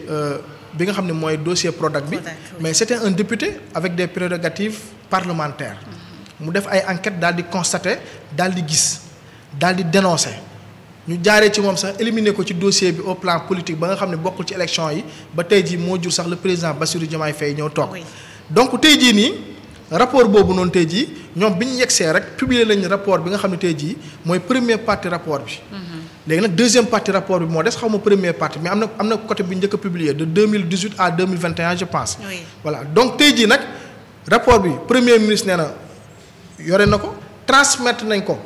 lii di ministre bi. maintenant nag il appartient d'abord au président de déclassifier le rapport. parce que rapport dañ koy déclassifier. lii di Cour des comptes lii di IGF. lii yëpp dañ ko war a déclassifier. donc président njëkkoon na déclassifier. plus de 75 rapports. maintenant nag dañuy xaar mu déclassifier yeneen rapports yi. maintenant nag enquêtes yi gis nga ni da ngay jékki-jékki rek ñu oo diw ArcelorMittal gaa yi ngi liggéey de. gaa yi ngi liggéey mais sauf que dossiers yi dafa bëri. man côté boobu laa ko jàppee dossiers yi bëri na trop te en même temps aussi tamit da nga war a nekk à jour parce que juge bi nga xam ne dafa war a juger li war a xew tey war a juger tamit la xewoon démb. loolu tamit c'est pas évident mais comme lu may wax rek ab réew. population yi lijjantiwuñ loolu xamul di jëmuñ ko sax xam li ñu war a xam mooy tey li ñuy gis ak li ñuy dégg dañ soxla ay réponses donc nag nguur gi nag moo war indi ay solution par rapport ak li nga xam ni moom mooy mbir yi xew maintenant nag am na benn réalité boo xam ne tey jii boo ñëwee toog ci sa chaise boo demoon bay génn muy taw wala nga war a xàcc pour def dara amul dara lu xew ci diggante bi léegi nag yow yaay analyser xool yan solution ngay jël parce que la politique ay décisions yi la yooyu jël ay jour le jour des fois da ngay dégg ni ñu naan non objectif de départ moo nekkoon mais non déedéet objectif day évoluer. tey jii boo doon dem màggal Touba nga ne autoroute bi laay jël nga jékki-jékki xàcc dugub Mbuur ñu ne la dafay taw tali bi baare nañ ko mais da ngay changer objectif xool ne nooy demee Touba donc tamit réew tamit noonu la ñoom nag ñooy xam naka la ñuy apprécier situation yi pour mën a xam nan la ñuy jël mais au final. Sénégalais dinañ juger. dinañ gisal seen bopp. te plus ñuy avancer temps la rek ah. ñoo ngi woon 2024. 2025 dem na. ñoo ngi waaj a dugg 2026. maintenant ñoom li may wax ni ñoo ma ko gën a xam. ñoo la ko gën a xam te tamit man jàpp naa ñoo ma ëpp pas-pas. ñoom ñoo gën a sawar pour régler dossier yi parce que ñoom seen wàllu bopp président premier ministre ce sont les premières victimes ci li fi jotoon a xew donc am naa yaakaar ne. man su ma fa newoon tamit décision bu mu mën a jël du weesu ñoom décision bi ñuy jël nii parce que c'est eux qui sont au pouvoir ñoom ñoo gis li xew maintenant ñun lu ñuy xaar rek mooy lu ñuy mën a def mooy accompagner leen taxawu leen foofu nag la communication amee solo. parce que man jàpp naa ni Sénégal waroon nañ fexe ba nga xam ne justice fa mu toll ci réew mi au moins chaque mois procureur yi di def conférence de presse. par rapport ak dossiers yi. yooyu dafa am solo day tax sénégalais yi mën a comprendre parce que. à l'ère du numérique à l'ère du digital xam nga tey jii le président Ousmane Sonko le président du PASTEF. pourquoi mu am pourquoi sénégalais yi suivre ko parce que outils réseaux sociaux yi dañ ko ci la utiliser. sénégalais yi bëgg ko maintenant foofu tamit boo fay xool da ngay xoolaat ci beneen côté. mooy derrière les réseaux sociaux. mooy lan la mooy jooni la. waaw jooni. interaction bi jooni la. donc monde boobu lañ nekk léegi mooy monde jooni la monde bu gaaw lañ nekk nit yi ils veulent savoir tout de suite maintenant. nit yi seen jëmm yi sax da leen di diisal. tey da ngay bëgg a dem Kaolack wala nga bëgg a dem Fatick sax sa jëmm da lay diisal. parce que sa xel ma yegg na fa ba pare te la nga war a def xam nga ko ba pare donc monde boobu lañ nekk. te duñu ay malaaka. donc tey jii monde boobu ba fa tollee nag. da ngay mën a fexe côté communication bi comme ni ma koy faral di waxee mu nekk en avance. ba nga xam ni la communication dafa am benn ennemi muy la perception. man foofu rek laa wax ne leen ñoom benn principal problème lañu am muy la communication. te communication boobu mooy indi problème yi nga gis yëpp parce que communication tant que moo ngi am sénégalais dinañ mën a comprendre li xew parce que tey jii ñoo leen comprendre militants yi ñoo comprendre ak sympathisants yi. mais am na ci ay sénégalais yoo xam ne peut-être am nañ problème pour comprendre ak yenn ci opposants yi. damay faral di wax ne communication boo ko bëggee comprendre communication nguur gi. man dama jàpp ne dafa mel ni benn imam buy jiite. ak ñetti sàppe. imam biy jiite mooy président beeg premier ministre. ak seen gouvernement. premier sàppe bi mooy militant yi. ñoom ñoo ngi gis imam bi. ñoo ngi koy dégg. lu mu wax ñu dégg. ñoo ngi koy gis muy kàbbar. deuxième ligne bi mooy sympathisants yi. ñoom peut-être gisuñu imam bi. mais ñoo ngi dégg li muy wax kon boog mooy li ñuy wax les sympathisants. troisième ligne ba nag ñoom gisuñu dégguñu. dañoo soxla ku leen jottali. kon boog kii di jottali kii di yuuxu dafa war a yuuxu bu baax. pour ñoom ñu dégg. foofu noonu nag la problème mu perception di amee. foofu la problème mu perception di amee. parce que le militant moom loo mën a def rek da lay taxaw. le sympathisant loo mën a def daf lay taxaw. beneen exemple mooy mbër bii dem entraîné wu. ki muy defal contact kooku mooy militant bi kooku lay dundal coono mais bu ñëwee stade ba ña koy tàccu ña koy yuuxu ña koy xeexal ñoom ñooy les sympathisants et la masse critique ñoom nag il faut que nga boole leen ci communication bi ñuy mën a xam à l'avance moo tax da ciy baax président buy voyager RTS dem APS dem influenceurs yi dem ñenn ci web TV yi nga yóbbaale chaque mois conférence de presse am procureur génn chaque mois conférence de presse am ministère yi ñu defal leen ay tour de rôle tey finance bu waxee beneen ministère wax comme par exemple moment bi conférence de presse ministère des finances ministère de l'hydraulique pour inondation yi léegi nag li nga xam ne mooy la communication publique muy am chaque jour ci réseaux sociaux yi ak feneen foofu tamit dañu war a toll ci beneen niveau loolu nag mooy tax réew mi day dal dafay participer ci réew mu dal parce que boobaa kuy jóg pour sos rek di nga gis di nga dégg lu lay wéttali li lay wax ne du dëgg. mooy li mu lay wax ne mooy sàppe yi. dañu war a fexe ñi nekk ci ginnaaw sàppe yi. ñu pousse leen ci kanam. bu ko defee ñuy mën a gis ñuy mën a dégg. loolu nag rôle communication politique la parce que léegi communication politique marketing la. marketing la. communication nekkatu rek bind ay article léegi communication dafa gën a yaatu. ci biir dafa am marketing dafa am psychologie dafa am sociologie dafa am multimédia. xam-xam yu bari la yoo xam ne tey jii boo ko jàngut. wala amoo ci benn xeetu expérience wala nga maîtriser ci benn bi ci chaîne bi. la ngay def du am impact. na mu war a amee donc tey jii nii côté boobu rek laay ñaax gars yi. ñu gën ci bàyyi xel. D'accord, c'est important. Djibril, justice 80 morts yi récemment gis nañ sortie bi ci les opposants jot a def pour dire que ni su nguur gi wala boog suñu ubbee enquête yi. les responsables mooy ñi nga xamante ne peut-être ñoom ñoo nekkoon autant. ñu jàpp ñi nekk actuellement au pouvoir. selon vous lan moo créé ba ñu dem ba ñi nga xamante ni jàppoon nañu ñi. ñoom ñooy les coupables tey ñu nekk au devant de la scène def seen bopp peut-être ñi nga xamante ni ñoom ñooy peut-être sax les victimes. waaw dañuy victimiser wu xam nga tey jii. dafa am ay nit yoo xam ne bu ñu xuusee ci dossier rek ñu jàpp leen parce que sénégalais seen wàllu bopp rek. pour man am na ci ñoo xam ni sénégalais xam nañ ne ñii dénkoon nañ leen ay dossiers yu mag yoo xam ni par exemple tey jii boo jëlee le cas du Prodac par exemple. coordinateur bi léeg-léeg nga gis ko mu génn wax. te pourtant Prodac scandale bi gën a ngand ci scandalu Macky Sall yi Prodac ba ca la bokk. d'ailleurs sax problème yi Ousmane Sonko am comme président du PASTEF foofu la jógee. mais pourtant ña fa nekk am na ci ñoo xam ne chaque jour dañuy génn di wax. parce que xam ne ni seen bës a ngi ñëw. maintenant nag justice ay procédure la parce que tey ji mënoo jël nit ki rek dem tëj ko nii rek sans ay preuve ci ay déduction kese mënta nekk. justice di nga xam ne diw sàcc la mais dafa am procédure booy topp pour jàpp ko te comme li la wax ne enquêtes yi nekkul rek Sénégal ñii dana utiliser ay paradis yoo xam ne dañ doon dem di fa dénkaani seen xaalis gis nga ko ci ArcelorMittal bi xaalis bi France la transité donc loolu yëpp enquête la tey jii loolu yëpp nag dafa laaj ñu accélérer ko certes mais ñu enquête ko ak nank ba nga xam ne ku ñu téye du ñu dem di utiwaat ay preuve di la gëstuwaat kon boog tey jii côté boobu moom li may wax mooy buñ naree topp ñi sàcc te dañ ko war a def diggante 2012 ba tey jii nii am naa yaakaar ni classe politique bii may gis ñu ci gën a bëri def seen grande gueule yi defuñu ko pour opposer wu de dañ ko def parce que xam nañ la ñu sàcc ak lu ñu jël ak la ñu tabax loo xam ne du seen ñaq buñ ko toppee dina leen jàpp moo tax dañuy teel a def la grande gueule di xaar bés ñëw ñu téye leen rek ñu victimiser wu. et Djibril pour le cas des 80 morts nga xamante ni yàggul. am na si yu nga xamante ni vidéo yi ñu ngi ko yor. la police également par rapport ak leur conférence de presse mi ñu defoon autant. pour cas boobu mbir après une année 6 mois. mu mel ni ba tey état bi bëggul situer les responsabilités wala et pourtant chaque jour même nga gis les familles des victimes ñu ngi def di taper sur la table à ce que justice soit rendue mais jusqu'à présent dañ ci nemmeeku benn silence radio bu nga xamante ne personne n'arrive à comprendre.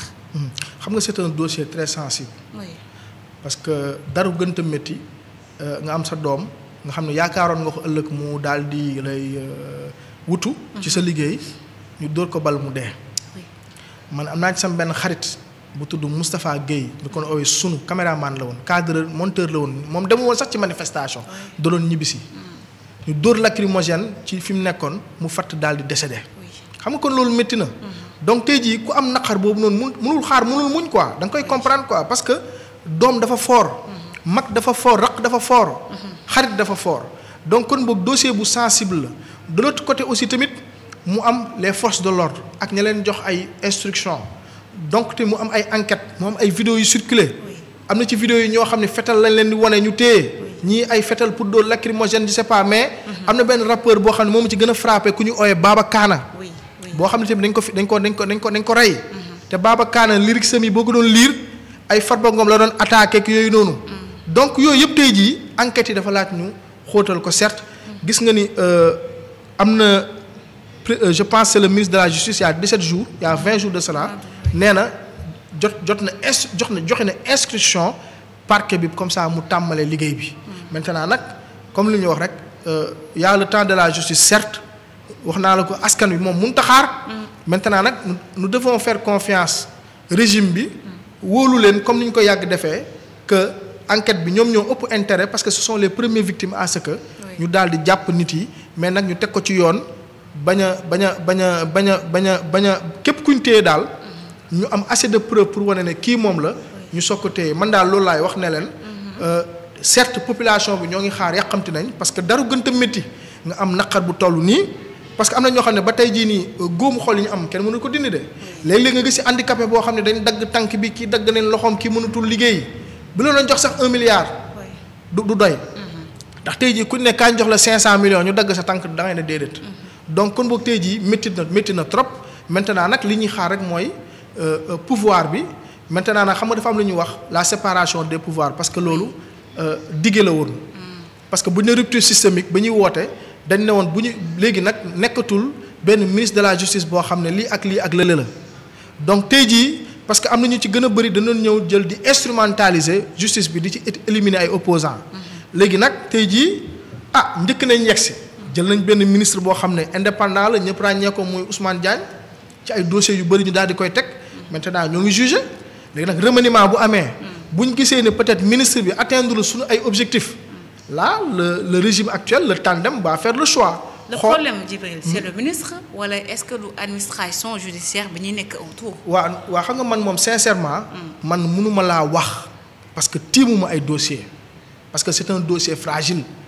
mais li ma mën a wax li ma mën a constater comme ni may constater ak sénégalais yi. mooy mbir yi daa yéex trop. c'est trop là. man jàppoon naa ne bu ñu yegsee rek bu ñu dóoree 3 mois rek. automatiquement rek waroon nañ commencer oo ay nit di leen entendre. di leen déglu ak yooyu noonu quoi. loolu sénégalais yëpp noonu la ñuy jàppee. maintenant nag lan moo tax boobu ba léegi nit yi am sensation ni peut-être dara avancé wut réponse boobu noonu président moo ko am. ministre de la justice moo ko am premier ministre moo ko am ak ñi leen jege maintenant nag déglu nañ premier ministre bi ñu defee sorti la mu wax ñëpp dégg nañ ko. voilà dénk nag président li ñuy ñaan. parce que kat moom la ñu voteel. moom mooy le gardien des institutions. moom mooy le chef suprême des forces armées. moom mooy garantir justice bi ñëpp yem ci ñëpp tolloo ci. ci moom rek la ñuy mujjee nag daal di koy ñaan ne ko dossier bii nii kat président accéléré la concentré wu ci. am na ci ñoo xam ne justice am moo leen gënal am liggéey de. am na ci ñoo xam ne ñu jox leen mouchoir ñu fomp seen rongoñ. moo leen gën a junni yoon ñu am salaire. gis nga ci ay situation yoo am na ay yaay yoo xam ne ba tey jii nii bu guddi jotee bu ñu fayee lamp yi ñoom ñoo ngi jooy. moo tax man tout le temps damay wax ne régime bii ku ci dugg ci 4x4 taal climatiseur foo ko war a taalee xaw ma ndax yaa ngi may dégg maanaam sax ngay romb tunnel bi féex te nga mënoon fay climatiseur nga taal ko gis nga distance bu ndaw boobu ngay taal jàppal ni loolu sa safara la ëllëg parce que njëgu victoire bi la dafa am deret dafa am ñu dee képp ku fiy nguuru képp kuy bànneexu képp kuy laal loo warta laal balaa sax ngay jàkkaar lool Ousmane Sonko ak président Diomaye pour reddition des comptes jàppal ni yow yàlla sunu borom moo ngi lay waajal loo xam ni yow doo ko antan moo tax képp ku ciy bànneexu defal attention képp kuy dugg ci auto service mu wóor na ni yow waroo dugg ci auto service boo yëgee auto service yaag yàlla la avant ngay nekk ak avant ngay jàkkaarloo gars yi parce que prix bi la prix wu victoire bi la dafa am ñu dee dafa am ñu sacrifié wu te sacrifice boobu noonu nag faut pas que ñu koy xeeb moo tax tout le temps rek damay wax ni ñi nekk ci appareil judiciaire bi parce que tey jii président mënul bàyyi bureau wala premier ministre ne day dem jël dossier yi boppam boobaa dañ naan day jaay doole parce que foofu Pastef tamit dafa am benn limite boo xam ne lépp lu mu def rek am na nu mu koy defee rek dañ naan ñii dañuy jaay doole gis nga ko yaa ngi koy gis nga rek affaire u Azer bi un député comme Thierno Alassane Sall tappet ba bëgg a dee nekk député am ay prérogatives parlementaires xam nga luy prérogative parlementaire Ousmane Sonko bi mu téye dossier Prodac bi xaarul dem Espagne di photo wu ci wetu ban banque dafa taxaw ne diw sàcc la gars yi créel ko ci te pourtant am na dëgg Thierno Alassane Sall député la am na ay prérogatives parlementaires mais naan ay je crois que je pense que il faudrait que ma ne ko bu ñu yàpp na bàyyi di politiser dossier pour am ay audience li muy wax tegu ko fenn day tappale tey jii yow mënuma comprendre nga nekk député am ay prérogatives parlementaires nga taxaw ne diw sàcc na mais taxawal wax sàcc na indil ay preuve ça veut dire que li muy wax dara du ci dëgg amul dara ci ay preuve boo ko amee day leer booy wax dafay leer mais moom déjà sax buy wax sax da ngay sentir ne kii nii li muy wax sax moom maîtriser wu. donc vous pensez que ak déplacement yi ñu koy def sortie yan déplacement la def c'est juste du show. yow lan la fi indi comme preuve conseil conférence de presse boo xam ne kenn xamul lu muy wax mais lan mooy preuve mooy ay lu factuel loo xam ne boo ko tegee ci table bi ñëpp mais yow est-ce que dafa laaj boo yeewoo suba teel ñu la jant baa ngi nii loolu mooy preuve mooy lu ne fang ñëpp gis ko xam nga lan moo ne fang ñëpp di ko gis mais booy moo ngi taal àll bi Jean-Michel moo ngi taal àll bi loolu mooy lu factuel loolu mooy preuve ñu waroon taal 1500 villages mu fexe yokk ko ba 1700 villages loolu mooy lu factuel kuy sàcc du doxalee noonu kuy sàcc xam nga nu muy def 3000 milliards yu ArcelorMittal yi da koy wàññi ba 80 milliards dem ma affaire bi ci poche am ak lu mu àndal loolu mooy kuy sàcc te nag Thierno Alassane Sall il est comptable du régime de Macky Sall parce que moom ci la bokk ba 2017. encore il a été ministre mais est-ce que il a été épinglé par non dama ne waxuma la épinglé de dama ne moom ci régime bi la bokk comptable régime bi la parce que da cee bokk na ci diir ci la bokk am na ci wàll xaw ma nag lu mu def ak lu mu defut man dama ne booy opposé wu il faut t'opposer avec des arguments avec la manière mais yëfu tàppeti di langaamu ci benn mbir boo xam ne yow dafa mel ni mbir boobu nga am mais xam nga la moom mu gën a métti mooy inondation bu amee doo leen gis inondation bu amee doo leen gis xoolal Bougane Gueye Dany yàpp nit yi weesuwul nga ñëw ba ci dex bi toog ci benn bateau gonflable ñuy téye di la puus nga tàll say tànk mel ni ku nekk salle de cinéma mais loolu manque loolu xam nu mu koy mën a waxee parce que loolu nekkatu sax ay ça te montre que ces gens-là dañoo yeb sénégalais yi yow sénégalais bu ñu amee naqar Touba bii inondation bu fay am mais tu vois le ministre de l'hydraulique mooy génn di reyante ci terrain bi boo demee Parcelles wala nga dem Grand Yoff mais yan ngay gis da nga fee mës a gis ay ñoom Thierno Alassane Sall di génn di dem ci sénégalais di jéem a comprendre lu xew mais seen yoon newu ci maanaam dañuy jéem a xool benn mbir rek jëm fa jafandu parce que waa Ousmane Sonko de boo gisee sénégalais bëggoon ko mooy dafa porté woon dossier Prodac bi kon mu xaaral ma jël dossier bi mais dossier bi mu dal moo baaxut dossier bi mu dal moo baaxut gis nga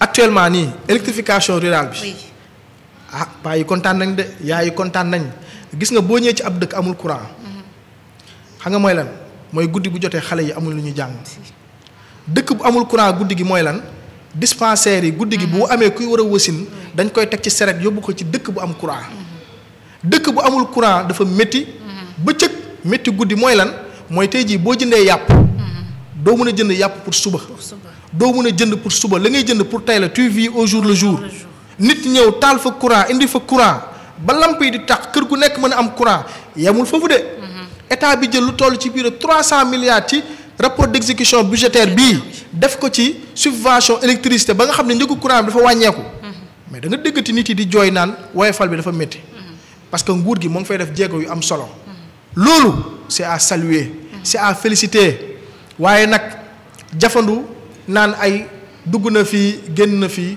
dama ne Thierno Alassane Sall dafay tappale qu'il arrête bu mu ñu yàpp bu buggee opposé wu na opposé wu normalement waaw et puis sax man en tant que spécialiste de la communication la ma koy jàngal bu ñu wéetoon ma wax ko ay dossiers yu bëri yoo xam ne tey jii da ko war a améliorer parce qu'il communique très mal à chaque sortie au lieu que mu am ay sympathisants nit yi dañ koy gën a mere parce que moom ñaari problème la am dafa am problème ak communication mooy maanaam melokaan bi mu war a am ak nam koy waxee dafa am problème mooy forme bi mais aussi fond bi tamit dafa am problème mooy li muy wax maîtriser wu ko muy ñaari problème moo tax chaque fois buy génn di communiquer rek day gën a perte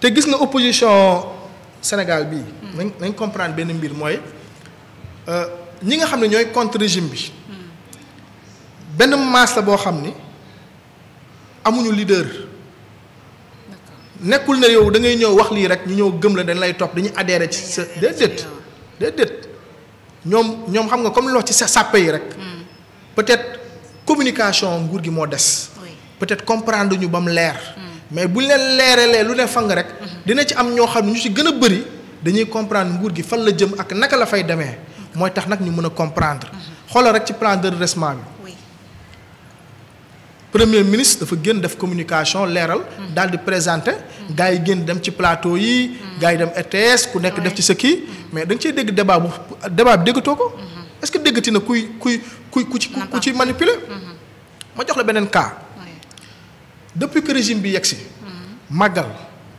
tabaski gàmmu tamxarit korité da nga fay dégg ñu ne la dund bi dafa cher pomme de terre kenn jooyatu ko soble kenn jooyatu ko dégg nga ñu ne sax atteindre nañ des productions records d'oignons de pommes de terre et de tomates concentrées tey jii ñoo ngi nar a arrêter importation de bananes diggante octobre ak septembre je pense parce que ñoo ngi waaj a atteindre notre autosuffisance en bananes mais loolu yëpp ay jéego la yoo xam ni régime bi da ko teg te loolu dafa bokk ci pacte social bi parce que nguur gi moo ngi taxaw bu baax moo ngi taxaw bu baax askan bi inondation yi gis nga Touba lu gën a garaaw mooy da ngay génn sax xale yi ci boppam ñooy génn ci biti di la won ne ndox bi kat amoon na tey mais ci guddi gi jàll na mais yu ay effort la ci 14 mois de mandat régime bi fi newoon amoon nañ benn budget bu toll ci 766 milliards de francs CFA yoo xam ne dañ ko mobiliser woon pour inondation est-ce que xam nga ni Tivaouane amul 15 ci 766 milliards yooyu noonu assainissement bi yeggu fa benn ville bu mel ni jaxaay est-ce que xam nga ne ci plan de inondation yi décennal bi ñuy livrer dëkk yooyu noonu est-ce que xam nga ni amul assainissement noo mën a imaginer ñu tabax ay kër pour xeex inondation kër yooyu noonu assainissement yi baaxul c'est grave donc loolu yëpp tey ji ay manquement la yoo xam ni régime bi en moins de 2 ans bi mu yegsee mais dafa réussir donc loolu c'est à féliciter donc loolu nag ku koy jéem a xajamal nit yi ci boppam ñoo lay jëppi te Thierno Alassane Sall nag ci foofu la bëgg a dugg na xool feneen gis nga Jean Michel le directeur de ASER c'est le directeur le plus populaire de l'administration actuellement du gouvernement le directeur le plus populaire koo xam ni li muy def factuel parce que taal courant guddi amul lu ko gën a leer guddi jot ñu taal courant nga taal sa frigidaire yàpp bi nga mun a jënd yàpp pour conserver pour denc amul lu ko gën a factuel moo tax gis nga kooku ñaan ñu ngi koy ñaanal ci àll bii ku ko moytuwul il faut faire attention pour man daal nañu opposé wu avec hauteur Thierno Alassane Sall je le rappelle ak kii la nu ngi koy mën a waxee député la na placé ay demande lu jëm ci plan décennal yii na ñëw fekk si parce que Pastef combat Pastef c'est des combats de l'opposition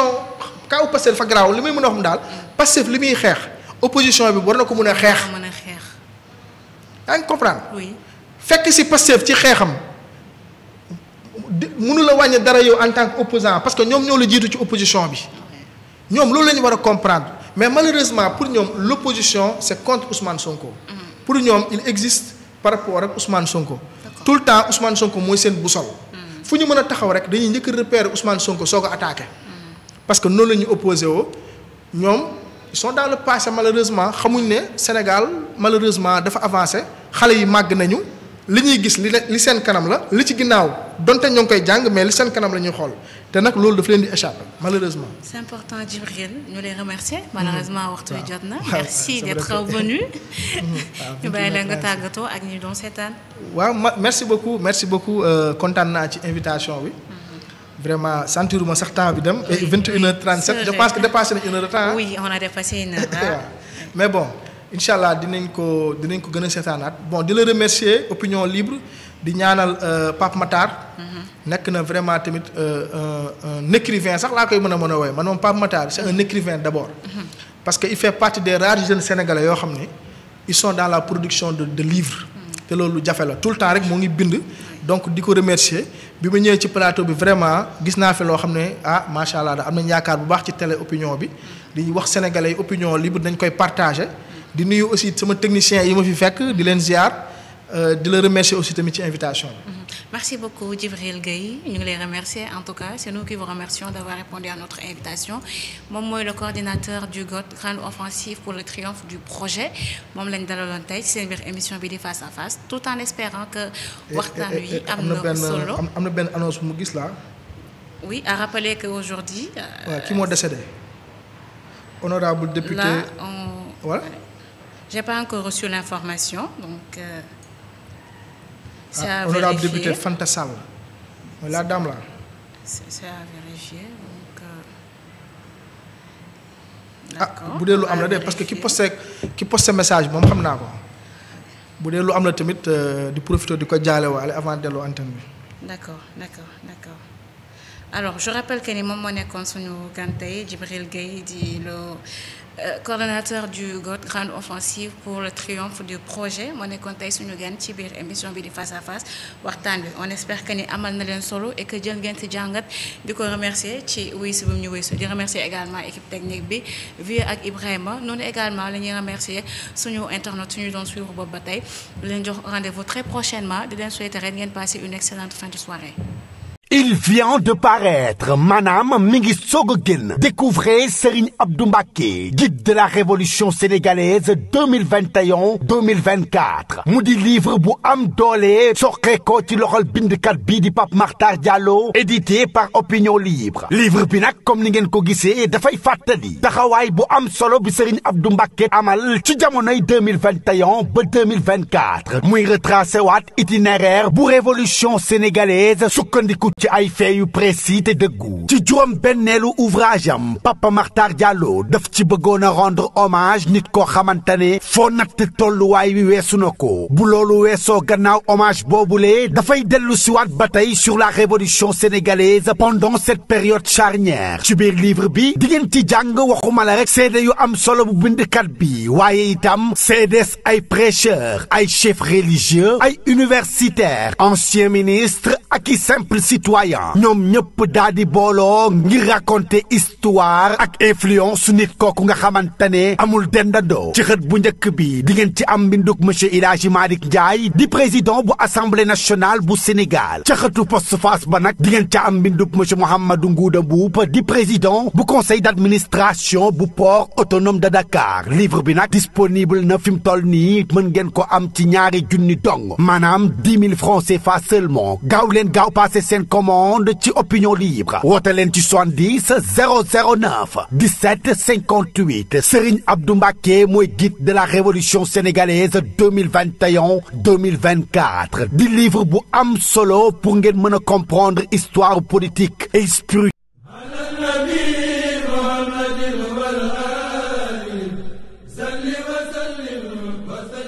asalaamaaleykum. aleykum salaam. sëñ bi fii mooy Touba technologie. papa fii mooy Touba technologie. man de saa xam nga lu samay tànk sama doom ji am defet na fu ma jaar neexalee ko seen machine yi kii waay coordinateur. papa kenn du wax coordinateur. ordinateur la ñuy wax. waaw papa da yegg si nag jàmm na ci Touba technologie. lépp lu ngeen bëgg ci xeetu matériel ordinateur boo bëgg rek. mu ngi fi ban marque nga soxla. kii. ingénieur. papa gamer. papa Touba technologie am na marque yëpp. nga ni multimédia. waaw informatique. waaw accessoire boo bëgg nag mu ngi fi. caméra nag papa surveillance bu mucc ay dernière génération papa mu ngi fi. la ma ci gën a neex nag mooy caméra de surveillance. surtout loolu. Touba technologie. multimédia informatique.